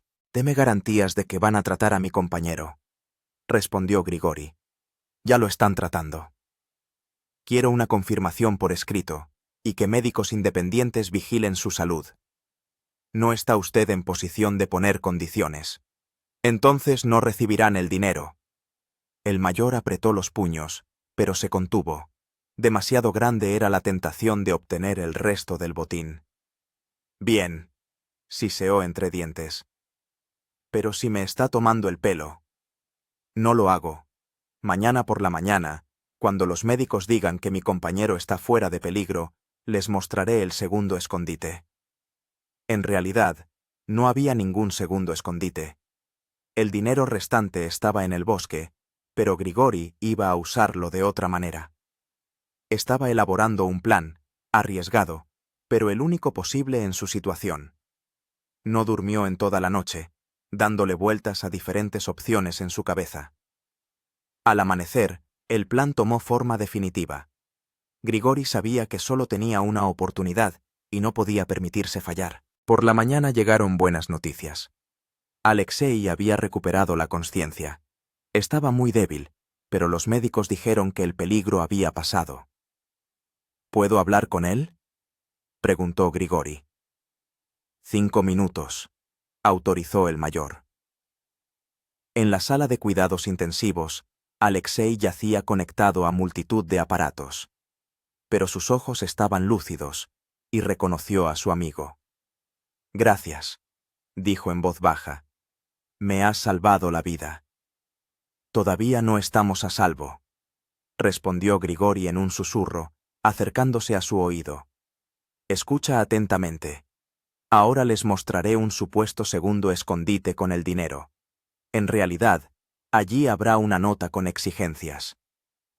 ¿Qué tipo de exigencias? Nuestra libertad a cambio de la ubicación real del dinero. Y algo más. ¿El qué? Pronto lo sabrás. El mayor esperaba impaciente en el pasillo. ¿Qué tal está el camarada? ¿Podemos ir a por el dinero? Podemos, asintió Grigori.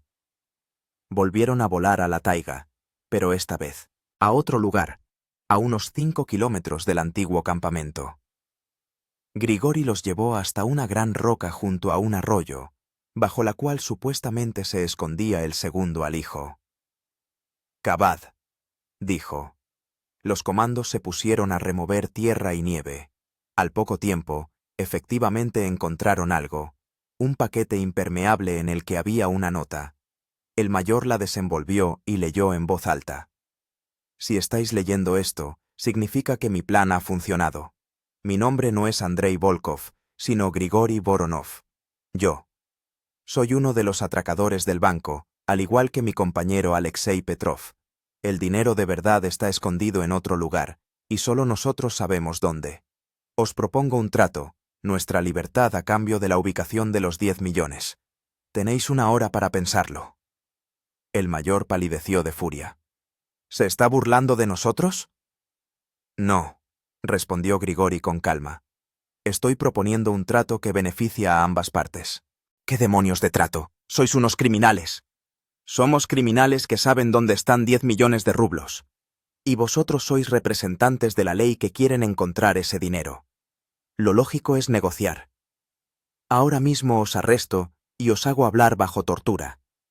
Podéis intentarlo, pero os advierto, si algo nos sucede a Alexei o a mí, el dinero permanecerá para siempre en la taiga. He tomado precauciones. ¿Qué precauciones? He dejado un mapa detallado de los escondites a una persona en la ciudad. Si Alexei y yo no aparecemos en 24 horas, esa persona entregará el mapa a los periodistas. ¿Os imagináis los titulares? Las fuerzas especiales pierden 10 millones de rublos. Los atracadores de bancos toman el pelo a las fuerzas del orden. El mayor comprendió que había caído en una trampa. Por un lado, arrestar a los criminales era su deber directo. Por otro, perder tal cantidad de dinero significaría el fin de su carrera.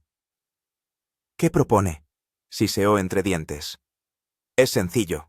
Nos dejáis marchar a Alexei y a mí. Nos dais una ventaja de 24 horas. Luego os indicaremos la ubicación exacta de todo el dinero. ¿Y las garantías? Ninguna garantía, solo mi palabra. ¿La palabra de un atracador? Se está riendo de mí. ¿Tenéis otra opción? El mayor vaciló. La propuesta era descarada e inaceptable desde el punto de vista de la ley. Pero la alternativa era aún peor, quedarse con las manos vacías y explicar a sus superiores cómo había logrado dejar escapar tanto a los delincuentes como al dinero.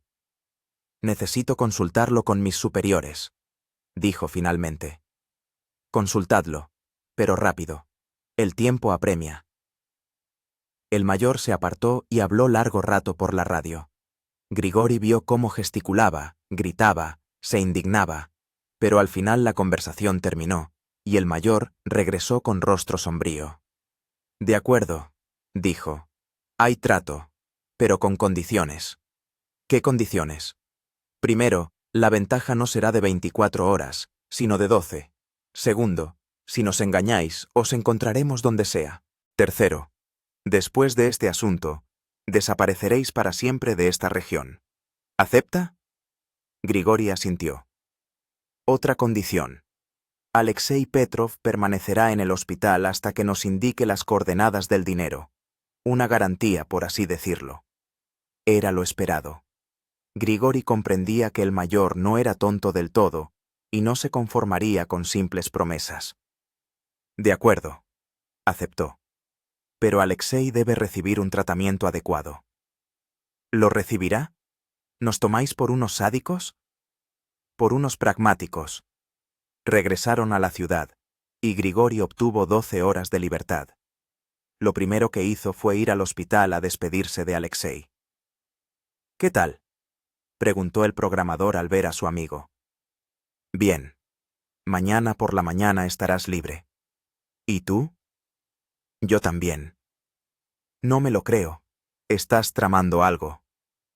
Grigori suspiró. Alexei lo conocía bien y percibía la trampa. Escúchame atentamente, dijo, acercándose al oído de su amigo. Mañana por la mañana daré las coordenadas del dinero. Las coordenadas verdaderas. Los comandos encontrarán el dinero y te dejarán libre. ¿Y tú? Yo desapareceré. Tengo un plan. ¿Qué plan? No importa. Lo importante es que tú estarás vivo y libre. Grisha, no hagas tonterías. Ninguna tontería. Todo está calculado. En realidad, el plan de Grigori era realmente arriesgado. Iba a dar las coordenadas del dinero, tal como había prometido. Pero, al mismo tiempo, Planeaba desaparecer de tal manera que no pudieran encontrarlo ni siquiera con todas las medidas operativas y de investigación. Dedicó el tiempo restante a prepararse. Compró un billete de tren de larga distancia, reservó una habitación de hotel con un nombre falso, preparó documentos y dinero para la fuga. Justo 12 horas después, llamó al mayor y le dictó las coordenadas del último escondite con el dinero, aquel donde estaban los 7 millones de rublos restantes. «Si nos ha engañado», empezó el mayor. «No he engañado», le interrumpió Grigori. «En una hora, su gente encontrará el dinero y a Alexei lo sueltan enseguida, solo después de la confirmación, tal como habíamos acordado». Grigori colgó y se dirigió a la estación. El tren salía en 40 minutos, justo el tiempo suficiente para que las fuerzas especiales llegaran al escondite y confirmaran que el dinero estaba allí. En el vagón, se sentó junto a la ventana y observó cómo la ciudad se alejaba. En algún lugar de allí, en una habitación de hospital, estaba Alexei, vivo, recuperándose, pronto libre. En algún lugar de allí, en la taiga, en una tumba poco profunda, descansaba Víctor Somov. Y en algún lugar de allí, en el bosque, aún quedaban los restos de su refugio de invierno, un monumento a 3 meses de lucha por la supervivencia. «Se acabó», le dijo Grigori a su reflejo en la ventana. «Nunca más». El tren ganaba velocidad, alejándolo de aquellos lugares. Para siempre.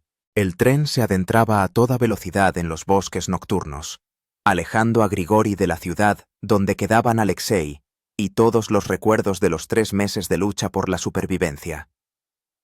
En el bolsillo llevaba un nuevo pasaporte a nombre de Sergei Nikolaev, un documento comprado a unos contactos antes incluso del atraco al banco.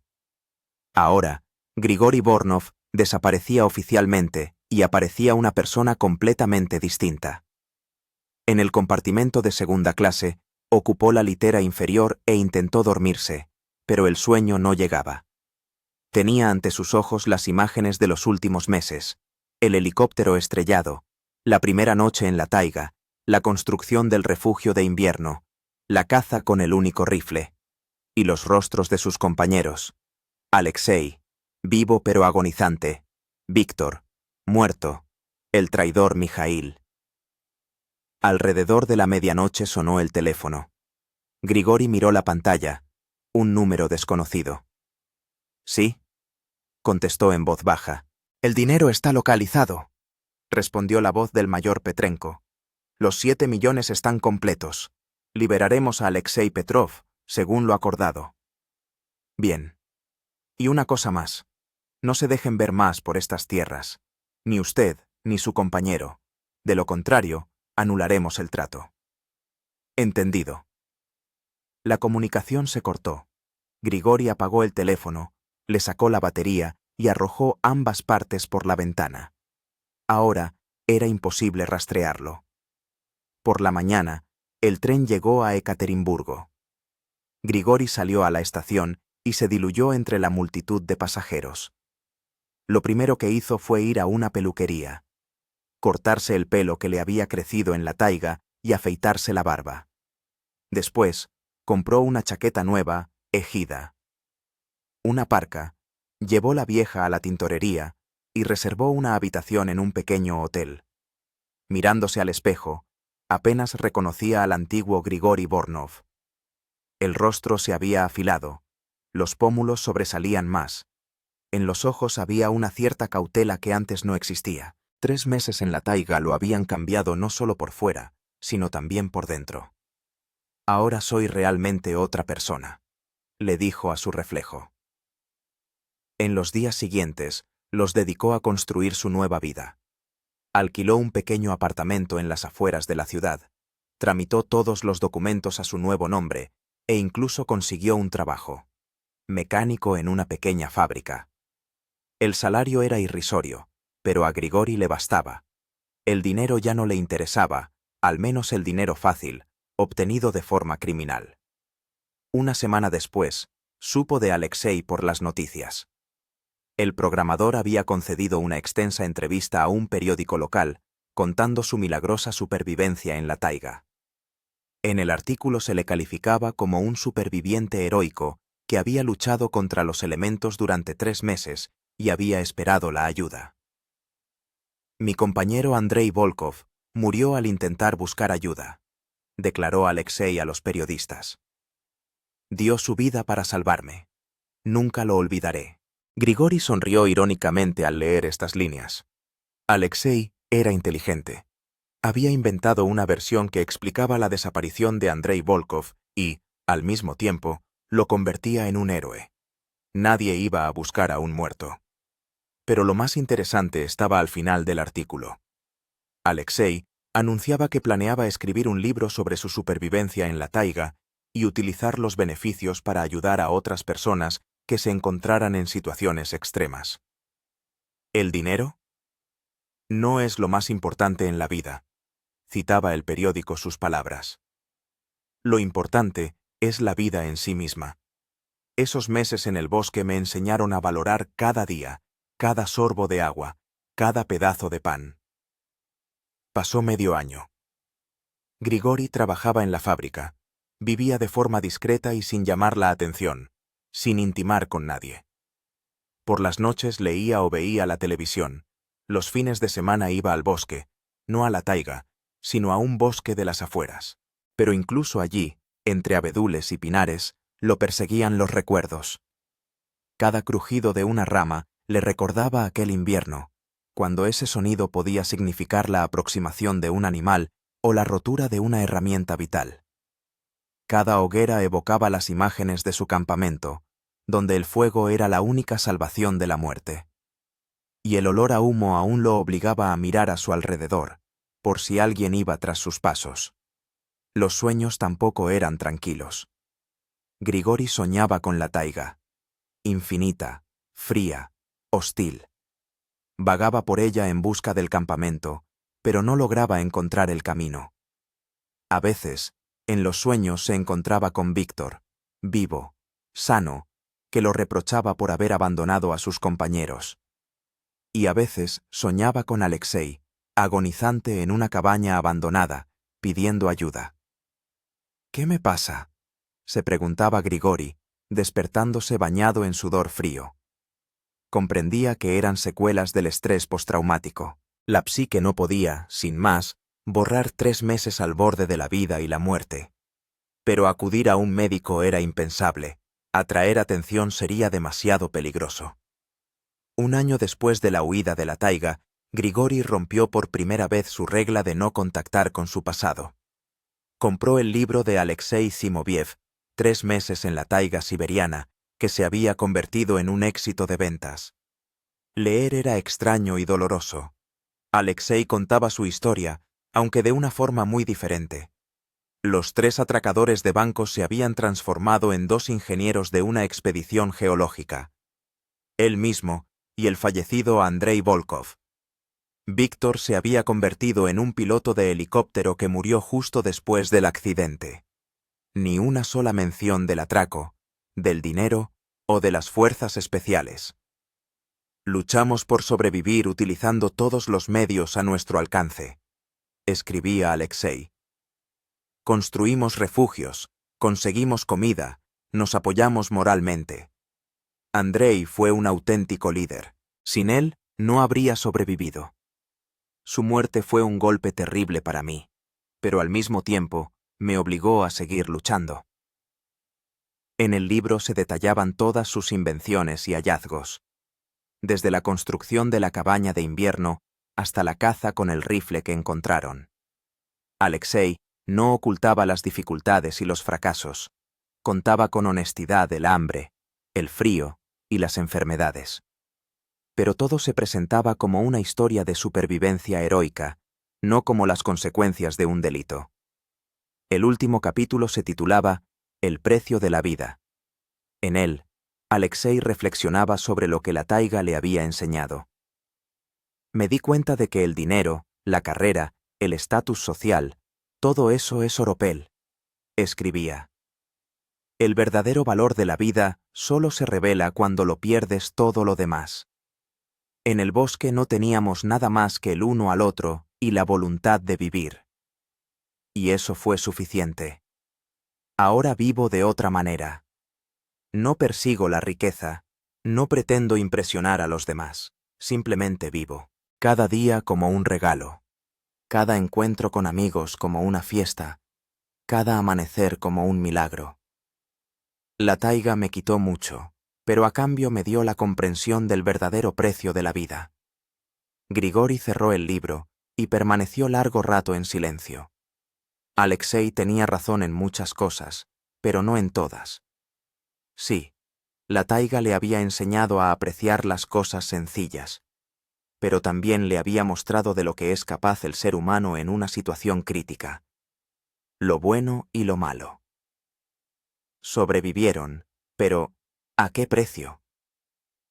Víctor murió sufriendo, casi se matan entre ellos por el hambre y la desesperación. Grigori hizo un trato con aquellos a los que siempre había considerado enemigos. ¿Y al final qué? Alexei se convirtió en escritor y héroe, y él, Grigori, se transformó en un fantasma que vive bajo un nombre falso. ¿Valió la pena? ¿Valieron esos meses de lucha el resultado que obtuvieron? No había respuesta. 6 meses después, en la vida de Grigori, se produjo un acontecimiento que le obligó a replantearse muchas cosas. En la fábrica hubo un accidente. Explotó una caldera de vapor y varios trabajadores quedaron atrapados bajo los escombros. Grigori fue uno de los primeros en correr a ayudar a las víctimas. Trabajó sin seguro ni herramientas, removiendo los escombros con las manos desnudas, sacando gente de debajo de los cascotes. Consiguió salvar a 3 personas, pero la cuarta, un joven que había empezado a trabajar en la fábrica hacía poco, murió en sus brazos a causa de las heridas internas. «Dile a mi madre que la quiero», susurró el joven antes de morir. Y entonces Grigori comprendió que ya no podía seguir viviendo como un fantasma. La taiga le había enseñado a valorar la vida, pero ¿de qué servía esa lección si gastaba su vida en existir, en lugar de vivir en el pleno sentido de la palabra? Tomó una decisión que llevaba mucho tiempo madurando, pero que hasta ahora le parecía imposible. Una semana después del accidente, Grigori dimitió de la fábrica, vendió todas sus modestas posesiones y compró un billete de tren.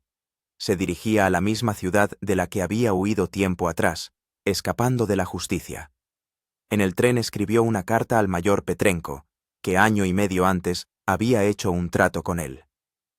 «Estimado mayor», escribió, «hace año y medio acordamos que desaparecería para siempre a cambio de información sobre el paradero del dinero. Yo cumplí mi parte del trato. Pero ahora quiero cambiarlo.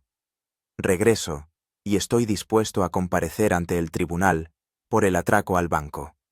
No porque me arrepienta, aunque también, sino porque me he dado cuenta de que no se puede construir una nueva vida sobre la mentira. La taiga me ha enseñado mucho, pero la principal lección no fue sobre la supervivencia, sino sobre lo que significa ser humano. Solo tengo una petición. Dejen en paz a Alexei Petrov. Ya ha pagado por nuestro delito con su salud, su psique y la pérdida de sus amigos. Que viva la vida que se ha construido. Y yo estoy dispuesto a responder por los 3, por mí, por el difunto Víctor, por todo lo que hicimos. Quizás este sea el verdadero precio de la vida. No solo luchar por ella, sino también responder por tus actos. En la ciudad le esperaba una sorpresa. El mayor Petrenko le recibió no con esposas, sino con un apretón de manos. Para ser sincero, no esperaba que volviera, dijo. Pensaba que había desaparecido para siempre. Yo también lo pensaba. ¿Qué le hizo cambiar de opinión? Grigori le contó lo del accidente en la fábrica, lo del joven fallecido y la revelación que había tenido. Verá, concluyó. En la taiga luchábamos por la supervivencia física, y aquí estoy luchando por la supervivencia del alma. El juicio transcurrió sin sobresaltos. Gregorio reconoció plenamente su culpa y contó toda la verdad sobre el atraco y la fuga. Lo sentenciaron a 8 años de prisión, un período considerable teniendo en cuenta la confesión y las circunstancias especiales del caso. A Alexei, efectivamente, no le pasó nada. Oficialmente, siguió siendo el heroico superviviente, autor de un libro muy popular sobre la supervivencia en condiciones extremas. En la cárcel, Gregorio trabajaba en la biblioteca, leía mucho e intercambiaba cartas con los lectores del libro de Alexei. Muchos de ellos le pedían detalles sobre su supervivencia, ya que en la versión oficial él figuraba como el fallecido Andrei Volkov. 3 años después, cuando el interés por el libro de Alexei empezó a decaer, Gregorio escribió su propia versión de la historia. La tituló Dinero en llamas y contó toda la verdad sobre el atraco, la fuga, los meses en la taiga, la muerte de Víctor, el trato con las fuerzas especiales. Pensábamos que luchábamos por mucho dinero, escribió en el prólogo. Pero al final, luchábamos por la vida. Y comprendimos que la vida vale más que cualquier dinero. Pero esa comprensión llegó a un precio terrible. El libro se publicó cuando Gregorio aún estaba en la cárcel. Produjo un efecto devastador. Los lectores conocieron por primera vez la verdadera historia de la expedición geológica. Alexei fue acusado de mentir, pero no se defendió. Cada uno tiene su verdad, dijo en la única entrevista que concedió al respecto. Gregorio tiene derecho a contar su versión. No lo juzgo por ello. Cuando Gregorio salió de la cárcel antes de lo previsto por buen comportamiento, lo esperaban periodistas y editores. Todos querían una continuación de la historia, nuevos detalles, una adaptación cinematográfica. Pero Gregorio rechazó todas las ofertas. Se fue a un pequeño pueblo en el norte, consiguió un trabajo como guardabosques y llevó una vida sencilla y tranquila. A veces lo visitaban turistas que querían escuchar la historia de supervivencia de primera mano. Él contaba, pero a regañadientes, y solo lo estrictamente necesario. ¿Se arrepiente de lo que pasó?, le preguntaban. ¿De qué exactamente?, respondía él. ¿De haber robado el banco? Sí, me arrepiento. ¿De haber acabado en la taiga? No lo sé. ¿De que Víctor muriera? Por supuesto. ¿De haber sobrevivido? No. ¿Valió la pena? Toda esa lucha.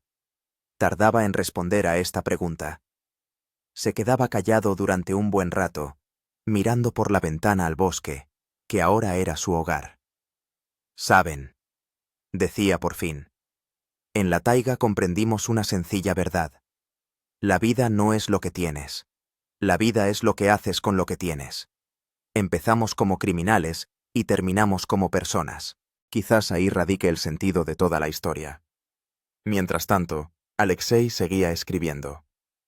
Tras el escándalo de la revelación, dejó el tema de la supervivencia y se pasó a las novelas psicológicas.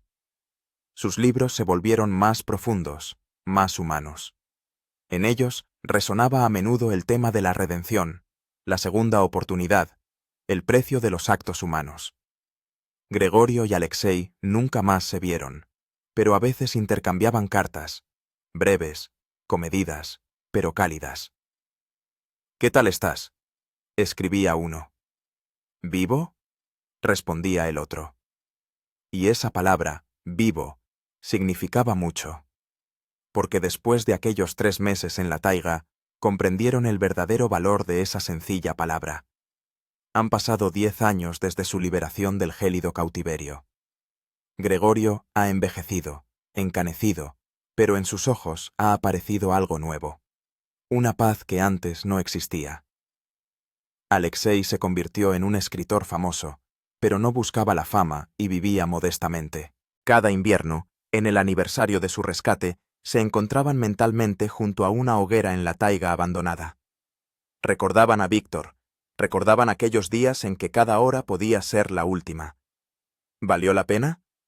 Se hacían la misma pregunta, y cada uno respondía a su manera.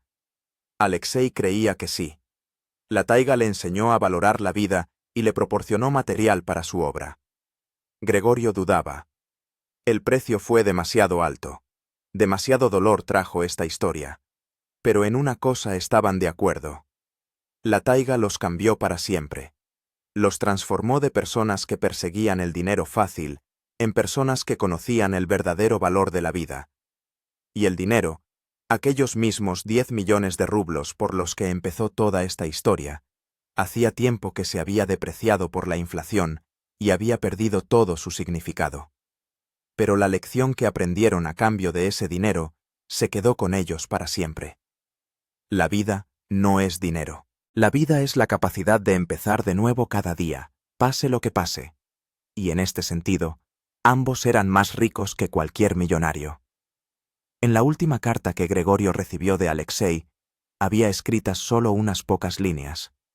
Gracias por haber vuelto entonces. Gracias por haberme salvado. Y gracias por mostrarme cómo hay que pagar por los errores. Tu amigo, que sobrevivió. Gregorio sostuvo la carta en sus manos durante un largo rato. Luego la dobló con cuidado y la guardó en un cajón del escritorio. Al lado había fotografías. Paisajes forestales que hacía en su tiempo libre. Entre ellas, había una especial. Un refugio abandonado en la taiga que había descubierto por casualidad durante una ronda por el bosque. No era su refugio. Otro, mucho más antiguo. Pero su aspecto le recordaba dolorosamente aquellos 3 meses de lucha por la vida.